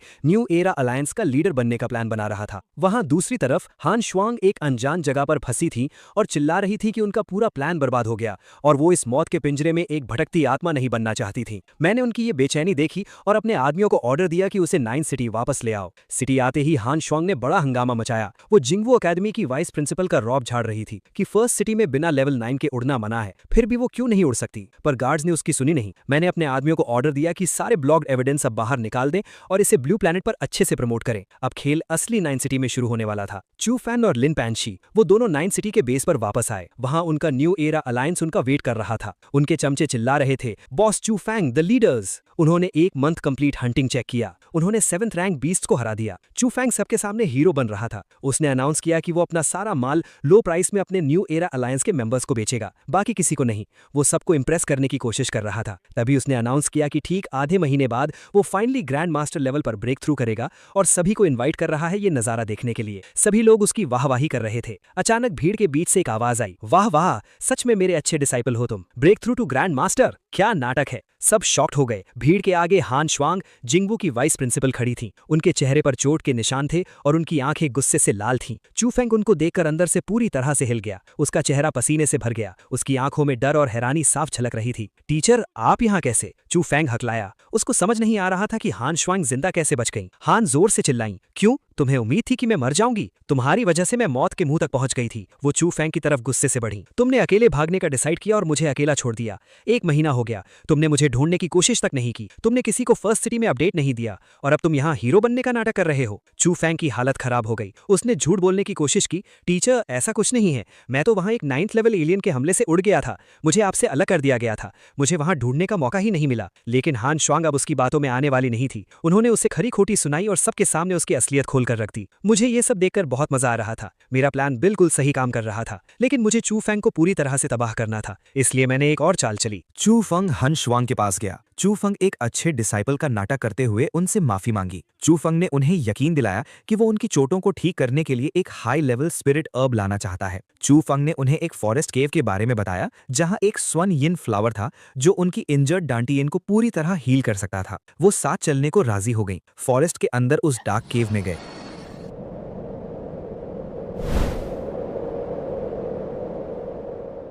वहां एक जायंट 7th लेवल स्नेक उस फ्लावर को गार्ड कर रहा था। चू फेंग ने अपनी स्वॉर्ड निकाली और स्टार लेवल स्वॉर्ड स्किल्स का यूज करके उस स्नेक पर अटैक किया। चू फेंग ने स्नेक को उलझा के रखा और हन श्वांग को फ्लावर लेने का इशारा किया। जैसे ही हन श्वांग ने वो फ्लावर उठाया, वो खुशी से मुस्कुराएं, ये सोचकर कि अब उनकी पावर्स वापस आ जाएंगी। लेकिन यही मेरे असली खेल का वक्त था। असल में मैं उसका रूप लिए हुए था। अब जब रात हुई तब मैंने अपना अगला खेल शुरू कर दिया। मैंने अचानक से अपनी स्वॉर्ड घुमाई और बिना कोई मौका दिए सीधे हन श्वांग के सीने में उतार दी। वो झटके से पीछे गिरी। उनके मुंह से खून निकलने लगा। उन्होंने मुझे चू फेंग समझते हुए गुस्से और दर्द में कहा कि मैं बहुत कमजोर हूं और उनका लेवल अभी भी मुझसे हाई है। मैंने अपनी असली पहचान छुपाए रखते हुए स्मर्क किया और चू फेंग की ही आवाज में कहा कि ये उनका भ्रम है। मैंने उन्हें बताया कि वो अब बचने वाली नहीं है। उन्होंने अपनी आखिरी सांस तक मुझसे लड़ने की कोशिश की, पर वो बहुत कमजोर हो चुकी थी। मैंने बिना किसी रहम के उनका काम तमाम कर दिया। अब असली चू फेंग पर अपनी ही टीचर का खून करने का सबसे घिनौना इल्जाम लगने वाला था और पूरी दुनिया में कोई भी उसे बचा नहीं पाएगा। वहां से निकलने के बाद मैंने अपने कपड़े साफ किए और सोचा कि मर्डर करना और आग लगाने जैसा बुरा काम उस लूजर चू फेंग के नाम पे डालना अच्छा आइडिया था। आखिर मैं सू फैमिली का यंग मास्टर हूं और एक जस्टिस पसंद इंसान हूं। अगली सुबह तक ये न्यूज आग की तरह पूरे सिटी में फैल गई। स्ट्रीट पर हर कोई इस बारे में बात कर रहा था। हर एक इंसान शॉक था कि जिंगवू एकेडमी की वाइस प्रिंसिपल हान श्वांग की इतनी बुरी तरह से मर्डर हो गया है। लोगों को समझ नहीं आ रहा था कि ये कब और कैसे हुआ। वहीं दूसरी तरफ उनके मीटिंग रूम में सारे ऑफिशियल्स और टीचर्स गुस्से से पागल हो रहे थे। उन्हें लग रहा था कि ये सब उस ट्रेटर चू फेंग का काम है। एक टीचर टेबल पर मुक्का मारते हुए चिल्ला रहा था कि इस चू फेंग की इतनी हिम्मत कैसे हुई कि उसने इतना बड़ा क्राइम कमिट किया और अपनी ही टीचर को मार डाला। हर कोई उसे अपने हाथों से मारने की कसम खा रहा था। उन सबका फ्रस्ट्रेशन देखकर मुझे बहुत सुकून मिल रहा था। अपने लग्जरी रूम में आराम से बैठे हुए मुझे सिस्टम की तरफ से नोटिफिकेशन मिला। सिस्टम ने मुझे कॉन्ग्रेचुलेट किया क्योंकि मेरा फ्रेम करने का प्लान बिल्कुल 100% सक्सेसफुल रहा था और इस दुनिया की ओरिजिनल स्टोरी लाइन अब पूरी तरह से कोलैप्स हो चुकी थी। मैं हंसने लगा क्योंकि उस सन ऑफ डेस्टिनी चू फेंग को इतने टाइम तक पालने का अच्छा रिजल्ट मिला था। मैं जानता था कि थोड़ा सा ट्रैप सेट करने पर कितने सारे रेयर आइटम्स ड्रॉप होते हैं। मुझे अचानक याद आया कि मेरे पास जो सोल नर्चरिंग पिल है उसे मैं अपने 5th ग्रैंड अंकल को दे सकता हूं। इस पिल के इफेक्ट से उनकी पावर में मैसिव जंप आएगा और जब टाइम आएगा तो मैं उन्हें कोई अच्छा सा मार्शल सेज ओरिजिन भी दे दूंगा जिससे वो इजीली सेंट लेवल तक पहुंच जाएंगे। मेरा प्लान बिल्कुल क्लियर था कि जैसे ही मैं 8th स्टेज के लेट फेज में ब्रेक थ्रू करूंगा, मैं अपने 3rd ग्रैंड अंकल के साथ मिलकर 1 मिलियन की आर्मी सीधा निहॉन पर अटैक करने भेज दूंगा ताकि वहां से बाकी एलियंस को क्लीन किया जा सके। तभी मेरा एक सबऑर्डिनेट दरवाजा खोलकर अंदर आया और थोड़ा नर्वस होते हुए बोला कि young boss, spiritual power research institute का डायरेक्टर हान सिन मुझसे मिलने आना चाहता है। मैं समझ गया कि वो बुढ़ा क्या चाहता है। मैंने बिना किसी टेंशन के कहा कि उस हान सिन को मैसेज दे दो कि आज रात वो अकेला सिटी लॉर्ड मैंशन में आए और मुझसे मिले। रात के टाइम हान सिन और उसके 2 गार्ड मेरे मीटिंग रूम में वेट कर रहे थे। उनके चेहरे पर टेंशन साफ दिख रही थी। जैसे ही मैं रूम में एंटर हुआ, वो तीनों तुरंत खड़े हो गए और मुझे रिस्पेक्ट दी। मैंने उन्हें शांत रहने को कहा और बोला कि आप दोनों ह्यूमन रेस के हीरो हो, इसलिए मुझ जैसे जूनियर के सामने फॉर्मल होने की जरूरत नहीं है। मैं चेयर पर बैठते हुए चाय का कप उठाया और डिस्कशन स्टार्ट किया कि आखिर डायरेक्टर हान सिन इतनी रात को यहाँ क्या करने आए हैं। उसने थोड़ा हेजिटेट करते हुए पोलाइटली कहा कि मैंने जो 100 मिलियन स्पिरिट स्टोन्स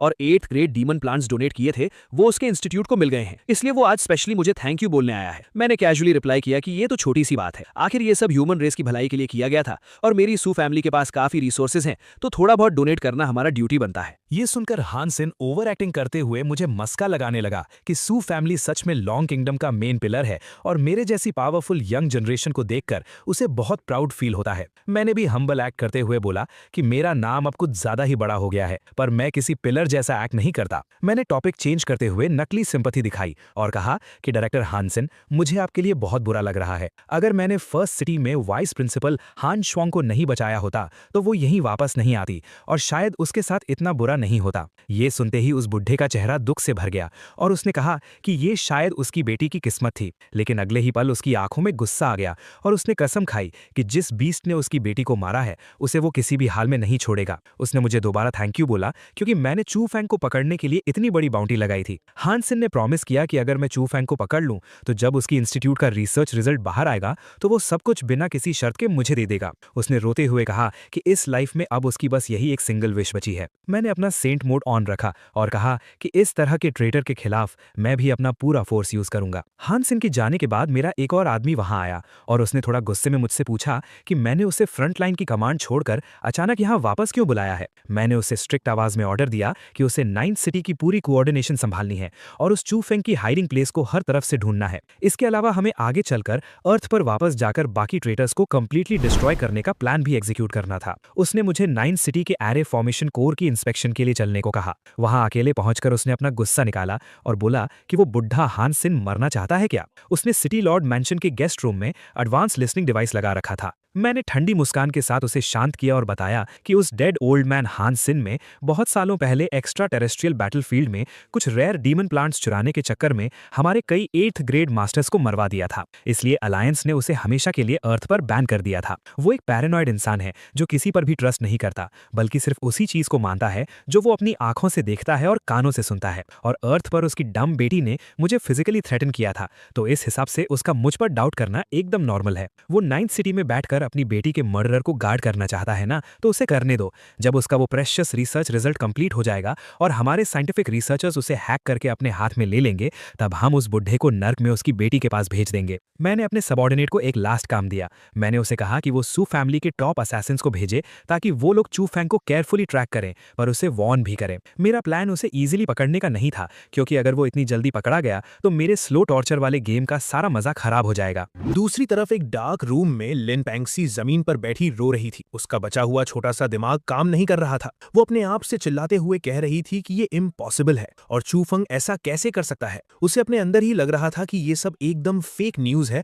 और इसके पीछे जरूर मेरा यानी सू यू का कोई ईविल मास्टर प्लान है। वो चिल्ला रही थी कि मैंने चू फंग को बुरी तरह से फ्रेम किया है। तभी अचानक उसके दरवाजे पर लाइटली नॉक हुआ। उसने घबराकर पूछा कि वहां बाहर कौन है। उसने जैसे ही दरवाजा खोला, वहां एक डार्क क्लोक पहने हुए लड़का खड़ा था। उसने अपना हुड हटाया और वो सैड बॉय चू फंग था। उसने रोते हुए कहा कि ये मैं हूं। लिन पैंक्सी उसे यहां देखकर कंप्लीटली शॉक हो गई। उसने गुस्से और डर में उसकी कॉलर पकड़ ली और चिल्लाई कि क्या तुम पागल हो गए हो जो सिटी में वापस आ गए? क्या तुम्हें नहीं पता कि पूरे एक्स्ट्रा टेरेस्ट्रियल बैटलफील्ड की आर्मी और सारे टॉप एक्सपर्ट्स तुम्हारी लाइफ के पीछे पड़े हैं? चू फंग ने रोती हुई आवाज में उसे हक किया और सॉरी बोला। उसने कहा कि उसे किसी ने बुरी तरह सेटअप किया है। उसने एक्सप्लेन किया कि उस रात जब टीचर उसे जंगल में डार्क एट्रीब्यूट फ्लावर ढूंढने ले गई थी, तो फ्लावर मिलने के तुरंत बाद वो अकेले वहां से निकल गया था ताकि वो बिना किसी डिस्टर्बेंस के टियानहुन ग्रैंड मास्टर लेवल में ब्रेक थ्रू कर सके। लिन पैंक्सी ने डाउट से पूछा कि अगर तुमने सच में ब्रेक थ्रू कर लिया है तो तुम यहाँ इस हेविली गार्डेड सिटी के अंदर कैसे आए? चूफंग ने उसे बताया कि अपने ब्रेक थ्रू के बाद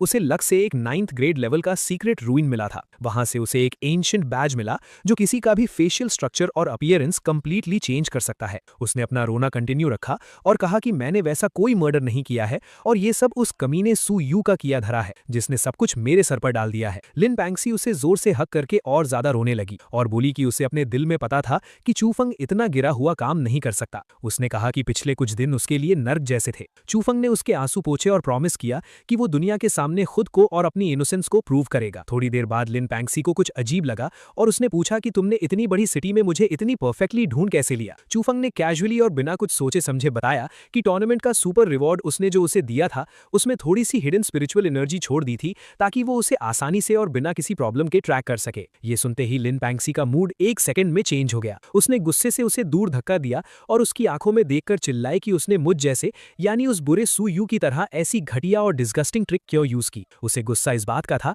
कि उस पर स्पाई करने के लिए ऐसी चीप और स्टॉकर जैसी हरकत चूफंग ने कैसे की। चूफंग भी पैनिक हो गया और अपने हाथ हिलाते हुए बोलने लगा कि क्या हो गया, उसका वो गंदा मतलब नहीं था। पर लिन पैंगसी ने क्लियरली कहा कि उसका ये स्टॉकिंग बिहेवियर मुझे बिल्कुल सू यू की वाइब्स दे रहा है। चू फैंग ने हाथ उठाकर हेवन की कसम खाई कि उसका कोई गलत इंटेंशन नहीं था और उसने बस प्रोटेक्शन के लिए ऐसा किया था। लिन पैंगसी किसी तरह शांत हुई और उसने डिफीट एक्सेप्ट करते हुए पूछा कि अब उनका नेक्स्ट प्लान क्या है। आखिर उनके पास खुद को इनोसेंट प्रूव करने के लिए एक भी सॉलिड प्रूफ नहीं है और यहाँ तक कि टीचर के फादर भी असली किलर को नहीं ढूंढ पाए हैं। चू फैंग की आंखों में एक क्रेजी ग्लो आया। उसने अपना प्लान समझाते हुए कहा कि हमें यहाँ पर रुकना नहीं चाहिए। हम सिटी से बाहर निकलकर सीधा मॉन्स्टर फॉरेस्ट के डीप डेंजर जोन में जाएंगे। वहां वो उन दोनों की प्रेजेंस को पूरी तरह से हाइड कर लेगा जिससे कोई उन्हें ट्रेस नहीं कर पाएगा। उसने उसे थोड़ा और क्लोज करते हुए बताया कि उसे एक हेवन ब्रेकिंग लेवल का सीक्रेट पता है। लिन पैंगसी शॉक थी। चू फैंग ने स्लो आवाज में कहा कि ये सीक्रेट मार्शल गॉड लेवल से भी अपर टियर का है। उसने कहा कि ये सब उसे उसके डेड मास्टर ने बताया था। अगर उसके पास 9th ग्रेड की फोर्स आ जाए तो वो टॉप टियर कीव को फोर्सफुली ओपन कर सकता है और अगर एक बार उसे वहां की गॉड लेवल लेगेसी मिल गई तो वो मार्शल सेज लेवल के पीक पर पहुंच जाएगा और फ्यूचर में मार्शल गॉड को भी क्रॉस कर लेगा। उसने एक बड़ा सा मैप ओपन किया और पॉइंट करके एक्सप्लेन किया। उसने बताया कि नॉर्थ डायरेक्शन में एलियन टेरिटरी है और ईस्ट में हमारी ह्यूमन अलायंस की लैंड है। वेस्ट में एक एंडलेस और डेडली मॉन्स्टर फॉरेस्ट है जबकि साउथ का एरिया डेंजरस डीमन प्लांट्स के कंट्रोल में है। उनका प्लान था कि वो लोग पहले मॉन्स्टर फॉरेस्ट से प्योर लाइफ एसेंस को स्टील करेंगे। उस लाइफ एसेंस को कंज्यूम करके वो दोनों आसानी से 8th ग्रेड में ब्रेक थ्रू कर लेंगे। एक बार पावर आने के बाद उनके पास इतनी स्ट्रेंथ आ जाएगी कि वो उस हिडन रूइन को सिक्योर कर सकें। चू फैंग ने उसके हाथ पकड़े और पूछा कि क्या वो उसके साथ इस खतरनाक सफर पर जाने के लिए रेडी है। लिन पैंगसी विदाउट थिंकिंग बोली कि हाँ, वो उसके लिए कुछ भी करेगी और उन्हें अब से वाइल्ड में ही सर्वाइव करना चाहिए। दोनों ने टाइम वेस्ट नहीं किया और तुरंत अपने मिशन पर निकल गए। मैं अपनी पोजीशन से उन दोनों स्टूपिड लोगों को दूर जाते हुए देख रहा था। मेरी स्क्रिप्ट का एंड गेम अभी बस स्टार्ट ही हुआ था। कुछ घंटों बाद मेरे मेन सबऑर्डिनेट ने आकर मुझे इंटरप्ट किया और बोला कि यंग मास्टर, मेरे फादर यानी फैमिली हेड ने मुझे इमीडिएटली 5th सिटी में नेक्स्ट वॉर की स्ट्रैटेजी डिस्कस करने के लिए बुलाया है। हमारी आर्मी अब अर्थ वापस रिटर्न होने वाली थी और टारगेट था नेहॉन रीजन के ट्रेटर्स को खत्म करना। मैं बिना देर किए वहां से चला गया। मीटिंग रूम में एंटर होते ही मैंने देखा कि मेरे फादर सू लॉन्ग अपनी चेयर पर बैठे हैं और उनके ऑरा से एकदम प्योर और डोमिनेंट ह्यूमन एम्परर एनर्जी निकल रही है। उनका प्रेजेंस इतना हेवी था कि आसपास के बाकी कमांडर्स भी दबे हुए थे। मैंने अपने मन में सोचा कि अगर लॉन्ग किंगडम का मार्शल आर्ट्स वर्ल्ड ऐसे ही फास्ट रेट से ग्रो करता रहा तो मेरे फादर अगले ही 2 साल के अंदर half step martial god realm को आसानी से एंटर कर लेंगे। मेरे फादर ने मैप की तरफ देखते हुए डिटेल में एक्सप्लेन किया। उन्होंने बताया कि जब हम लोग नेहॉन पर मैसिव अटैक करेंगे तो अर्थ के डिफेंस का चार्ज मेरे 3rd ग्रैंड अंकल संभालेंगे, जबकि हमारी अलायंस फोर्सेज में बाकी सुपर पावर्स भी अपनी हैवी मिलिट्री सपोर्ट देंगी। हमारी सीक्रेट इन्वेस्टिगेशन से कंफर्म हो चुका था कि निहॉन टेरिटरी को करंट में शेंडाई फैमिली रूल कर रही है। उनके नीचे 3 और बड़ी सबसर्विएंट फैमिलीज थीं जिन्होंने पूरे देश को एक टाइट लॉकडाउन में रखा हुआ था। उन दरिंदों ने अपने ही नॉर्मल इनोसेंट सिटीजन्स को एज अ सैक्रिफाइस यूज करना शुरू कर दिया था ताकि एक्स्ट्रा टेरेस्ट्रियल एलियन रेस को डार्क पोर्टल के थ्रू बुला सके। अलायंस के जनरल्स ने सजेस्ट किया कि हमें पहले उनकी तीनों आउटर फैमिलीज को धीरे धीरे खत्म करना चाहिए और उसके बाद शेंडाई फैमिली के मेन बेस पर फाइनल असॉल्ट करना चाहिए। मैंने तुरंत टेबल पर हाथ रखकर मना किया और कॉन्फिडेंट आवाज में बोला कि नहीं, हमें डायरेक्ट फ्रंटल अटैक करना चाहिए। उनकी आउटर फैमिलीज अपने आप रिट्रीट करके सेंटर को डिफेंड करने आएंगी ही। अगर हमने अपनी फोर्सेस को उन आउटर लोकेशंस पर स्प्रेड कर दिया तो पावर डिवाइड होगी और उन्हें तैयारी करने का टाइम मिल जाएगा। ये सुनकर एक ओल्ड कमांडर ने ऑब्जेक्शन करते हुए कहा कि डायरेक्ट अटैक से हमारी साइड में कैजुअलिटीज बहुत मैसिव हो सकती हैं, पर मैंने ईवल स्माइल के साथ कॉन्फिडेंटली जवाब दिया कि मेरे पास उनका शील्ड और डिफेंस अरे ब्रेक करने का सॉलिड मेथड है। हमें बस अपनी पूरी फोर्स उनके शेंडाई बेस पर कॉन्सेंट्रेट करनी है। मेरे फादर ने गर्व से मेरी तरफ देखा और जनरल से कहा कि अगर इस यंग बॉय ने चैलेंज लिया है तो हो सकता है वो अरे जिसे पूरे देश को मेल्ट करके बनाया गया है एक बेकार जोक बनकर टूट जाए। उन्होंने सबको ऑर्डर दिया कि हमारा फोकस शेंडाई बेस पर ही होगा। साथ ही मेरे फादर ने मुझे सीरियस वार्निंग देते हुए कहा कि बेटा याद रखना,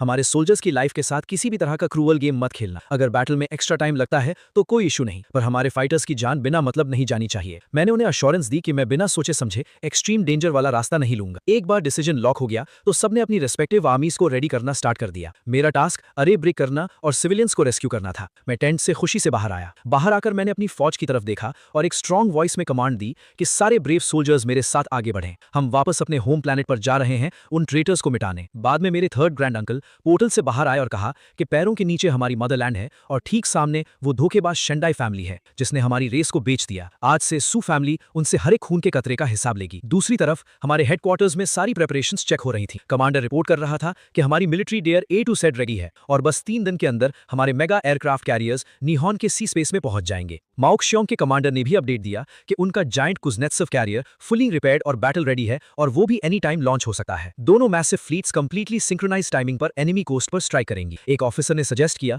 कि क्या हमें अपना अल्टीमेट वेपन फायर करके एक अर्ली वार्निंग शॉट देना चाहिए, लेकिन एक वेटरन ने फोर्स से मना कर दिया। इधर मैं वॉर जोन जाने के लिए डॉक की तरफ बढ़ रहा था कि अचानक ये किंग मेरे पीछे आकर खड़ा हो गया। मैंने उसकी शक्ल देखकर कैजुअली पूछा कि तुम यहाँ क्यों आ गए और तुम्हें अब मुझसे क्या फेवर चाहिए। ये किंग ने डीप ब्रेथ ली और फर्मली रिक्वेस्ट की कि इस डेडली इन्वेजन में वो भी मेरे स्क्वाड के साथ चलना चाहता है। उसने कहा कि उसे 7th स्टेज में एंटर करने के लिए रियल डेथ कॉम्बैट की जरूरत है। उसने प्रॉमिस किया कि अगर वॉर जोन में उसे कुछ हो जाता है तो उसका ब्लेम मेरे ऊपर बिल्कुल नहीं आएगा। मेरा मूड ठीक था, इसलिए मैंने उसे एक दिन बाद सुबह पोर्ट पर आने को कह दिया। अगले दिन पूरी आर्मी अपने मैसिव ट्रांसपोर्ट कैरियर्स में बोर्ड हो रही थी। हमारी फोर्स किसी डार्क क्लाउड की तरह दिख रही थी।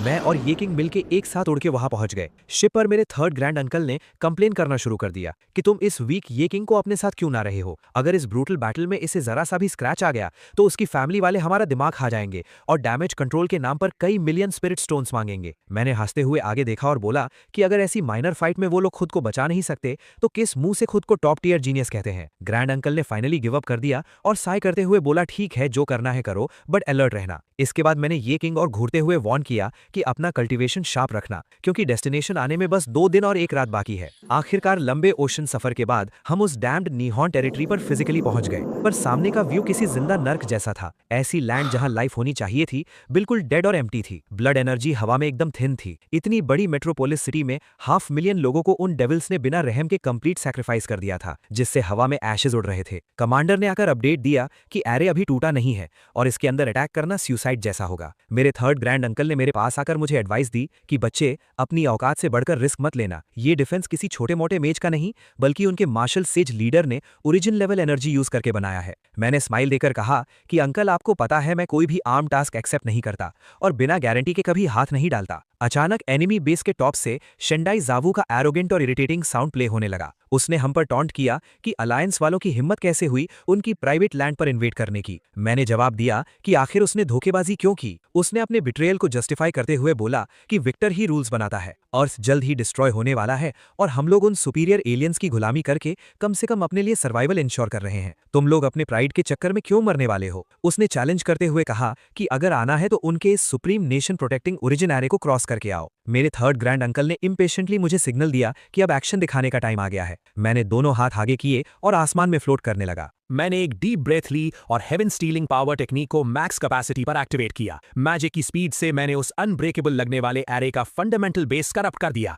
वो एनर्जी शील्ड अब ऑपोजिट डायरेक्शन में उन्हीं के लोगों को क्रश करने लग गया था। वॉल पर खड़ा वो एरोगेंट बुढ़ा घबराकर चिल्ला उठा कि मैंने कौन सा डार्क सॉर्सरी यूज किया है जिससे उसके सीक्रेट बेस का सिस्टम रिवर्स हो गया है। मैंने आवाज एम्पलीफाई करके उसे जवाब दिया कि तुम्हारी शेंडाई फैमिली का ये कचरा एरे कुछ ज्यादा ही रफ और प्रिमिटिव है। जैसे ही शील्ड ब्रेक हुआ मेरे थर्ड ग्रैंड अंकल ने अपनी ह्यूज स्वॉर्ड ड्रॉ की और ऑर्डर दे दिया कि सब लोग इन एलियंस के कुत्तों पर टूट पड़ो और इन्हें जिंदा मत छोड़ना। हमारी आर्मी फ्लड की तरह सिटी में डिस्ट्रॉय करने के लिए घुस गई। अगले सीन में एक असैसिन ने एनिमी के पेट्रिया को कहा कि 3 एलाइड नेशंस की highly armoured ground forces Yokohama coast पर लैंडिंग करके मैक्सिमम 20 मिनट के स्ट्रिक्ट टाइम फ्रेम के अंदर फास्ट स्ट्राइक फोर्सेस डायरेक्टली उनके हार्ड जोन यानी टोक्यो बॉर्डर पर स्ट्राइक कर देंगी। पेट्रियार्क एक डेमोनिक सेशन कंडक्ट कर रहा था। वो सेटिस्फाई होकर हंस रहा था कि ब्लड पूल की रिक्वायरमेंट 99% कंप्लीट हो चुकी है। उसको कॉन्फिडेंटली बिलीव था कि जैसे ही वो सराउंडिंग टोक्यो रीजन्स के रिमेनिंग सिविलियंस का last drop of blood consume करेगा वो डेफिनेटली अर्थ के लॉस को शैटर करके कंप्लीटली नया मार्शल सेज बन जाएगा। उसके सराउंडिंग वैसल्स ग्राउंड पर हेड टच करके उसे चीयर कर रहे थे और उसके सक्सेस होने की डार्क विशेस दे रहे थे।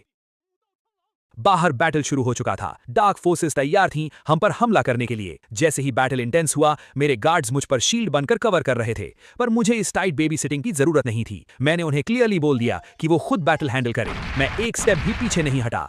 मैंने कैजुअली अपनी फिंगर्स पॉइंट की और उसकी पूरी बॉडी ब्लास्ट हो गई। पावर का इंपैक्ट बहुत ब्रूटल था। शेंडाई जाओ वू ने अपना टेक्निक दिखाया, लेकिन मेरे सामने वो पानी कम चाय थी। शेंडाई जाओ वू गुस्से से मेरे थर्ड ग्रैंड अंकल के ऊपर भड़क पड़े कि वो क्यों उनके एरिया पर हमला कर रहे हैं, लेकिन थर्ड ग्रैंड अंकल उनकी एक न सुने, क्योंकि वो अभी इस खेल को खत्म करना चाहते थे। उन्होंने अपनी वॉइड सेबर एनर्जी को फुली मैक्सिमाइज किया और उसके डायरेक्शन में डैश किया। शेंडाई जाओ वू और थर्ड ग्रैंड अंकल के बीच ये डिस्ट्रक्टिव टक्कर हो रही थी। इस इंटेंसिव एक्सट्रीम क्लैश को देखते हुए मेरे फोर्थ ग्रैंड अंकल ने डिफेंसिवली मेरे सामने पोजीशन ली ताकि मैं प्रोटेक्टेड रहूं, लेकिन मैंने फर्मली कहा कि फोर्थ ग्रैंड अंकल, आपको इस लो लेवल डेथ मैच में मेरा बॉडीगार्ड बनने की 1% भी जरूरत नहीं है। फोर्थ ग्रैंड अंकल आर्ग्यू करने लगे कि थर्ड ग्रैंड अंकल स्पेसिफिकली मेरा ध्यान रखने का ऑर्डर देकर गए हैं। अगर मैं थोड़ा सा भी इंजर्ड हुआ तो वो परमानेंटली ट्रबल में आएंगे। मैंने उनको सॉफ्टली वार्न किया कि वो फंडामेंटली वीक हैं। मैं उन सब छोटे लेवल के दुश्मनों को इग्नोर करके सीधा उस मेन अंडरग्राउंड टेंपल टाइप जगह में जंप कर गया जहां एरे का कोर था। वहां पर उनके elite level defenders already ambush के लिए सेट थे। मैंने एनर्जी फिंगर स्ट्राइक ड्रॉप किया।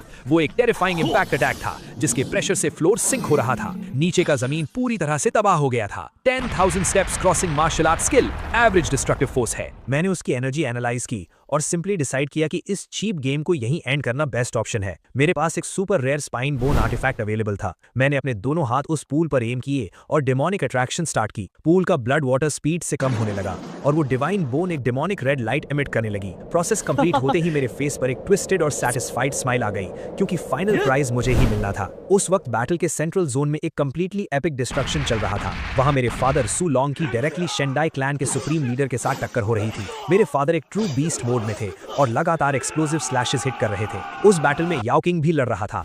मैंने अपने न्यू डेमोनिक टेक्निक को याओ किंग के ऊपर अपनाया। वो एक डेमोनिक पपेट की तरह इनह्यूमेनली अनसिविलाइज्ड वे में लड़ने लगा। मुझे ये देखकर मजा आया और मैंने कहा कि असली वॉरियर्स सिविलाइज होकर नहीं लड़ते हैं। मीनवाइल अंडरग्राउंड लेयर में वो शेंडाई पेट्रियार्क सडनली रियलाइज करता है कि उसके एक्सटर्नल लाइफ पूल से pure concentrated spiritual power continuous massive scale पर इनविजिबल वॉइड में डिसअपियर हो रही है। उनका गुस्सा आसमान में था। वो चिल्ला रहे थे, कौन सा डिस्गस्टिंग क्रीचर मेरी डेस्टिनी और ब्रेक थ्रू एनर्जी को लीच आउट कर रहा है। मेरा इममॉर्टल सेज बनने का सपना दूर जा रहा है। मैं वहां पर पहुंच गया। मैंने हेविली चार्ज्ड पॉइंट बिल्ड करके उस पेट्रियार्क पर फेटल लॉक लगा दिया था। उस एनिमी बुड्ढे को समझ आ गया था कि वो मुझे किसी भी एंगल से ओवरपावर नहीं कर सकता। हालांकि वो सेकंड स्टेज मार्शल सेज के दर्जे का था। उसने फ्रस्ट्रेटेड होकर मेरे फादर को एक डॉग जैसा कावर्ड कहकर मॉक किया और अपनी इंटरनल पोटेंशियल को कंप्लीटली बर्न करके वहां से एस्केप प्लान एक्टिवेट कर दिया। भागते भागते उसने लाउडली कसम खाई कि जब वो अगली बार बैटलफील्ड में आएगा तो लॉन्ग किंगडम और पूरी रॉयल ब्लड लाइन को जिंदा जलाकर राख कर देगा। मीनवाइल थर्ड ग्रैंड अंकल का फाइट शेंडाई जाओवू के साथ चल रहा था, लेकिन मौत के डर से शेंडाई जाओवू वहां से भाग गया। लेकिन मेरे थर्ड ग्रैंड अंकल ने स्वेयर किया कि वो उन्हें जल्दी मिटा देंगे। लेकिन नंदलेस वॉर ऑफिशियली एंड हो चुकी थी और रिजल्ट एक एब्सोल्यूट विक्ट्री था। मेरे थर्ड ग्रैंड अंकल ने अपनी स्वर्ड स्काईवर्ड्स पॉइंट करके सब सोल्जर्स को रिलैक्स और चीयर अप करने का ऑर्डर दिया। उन्होंने लाउड और रिस्पेक्टफुल वॉइस में सबको इंस्ट्रक्ट किया कि बैटल ग्राउंड को प्रॉपरली क्लीन किया जाए। हमारे जितने भी फियरलेस और ब्रेव सोल्जर्स इस कॉम्बैट में शहीद हुए थे, उनकी ग्लोरियस बॉडीज को फुल मिलिट्री ऑनर्स के साथ वापस लॉन्ग किंगडम ले जाया जाएगा ताकि उन्हें हमारे नेशनल मार्टियर सिमेट्री में रेस्ट मिल सके। और उन्होंने उन तमाम डॉग फेस ट्रेटर्स की तरफ देखते हुए फाइनल ऑर्डर पास किया कि इन कचरों को केरोसिन डालकर आग लगा दो और इनकी इंप्योरिटी वाली एशेस को हवा में पूरी तरीके से स्वीप कर दो। ये डायरेक्ट विक्ट्री कमांड पूरे बेस पेरीमीटर पर कंप्लीटली रिस्पेक्टफुली एक्सेप्ट की गई। हे दोस्तों, इस वीडियो को देखने के लिए आपका बहुत बहुत शुक्रिया। प्लीज इस वीडियो को लाइक और शेयर जरूर करें। तो प्लीज इस वीडियो को अपना पूरा सपोर्ट दें और ऐसी ही नई नई स्टोरीज के लिए चैनल को अभी सब्सक्राइब कर लें। मिलते हैं अगले वीडियो में।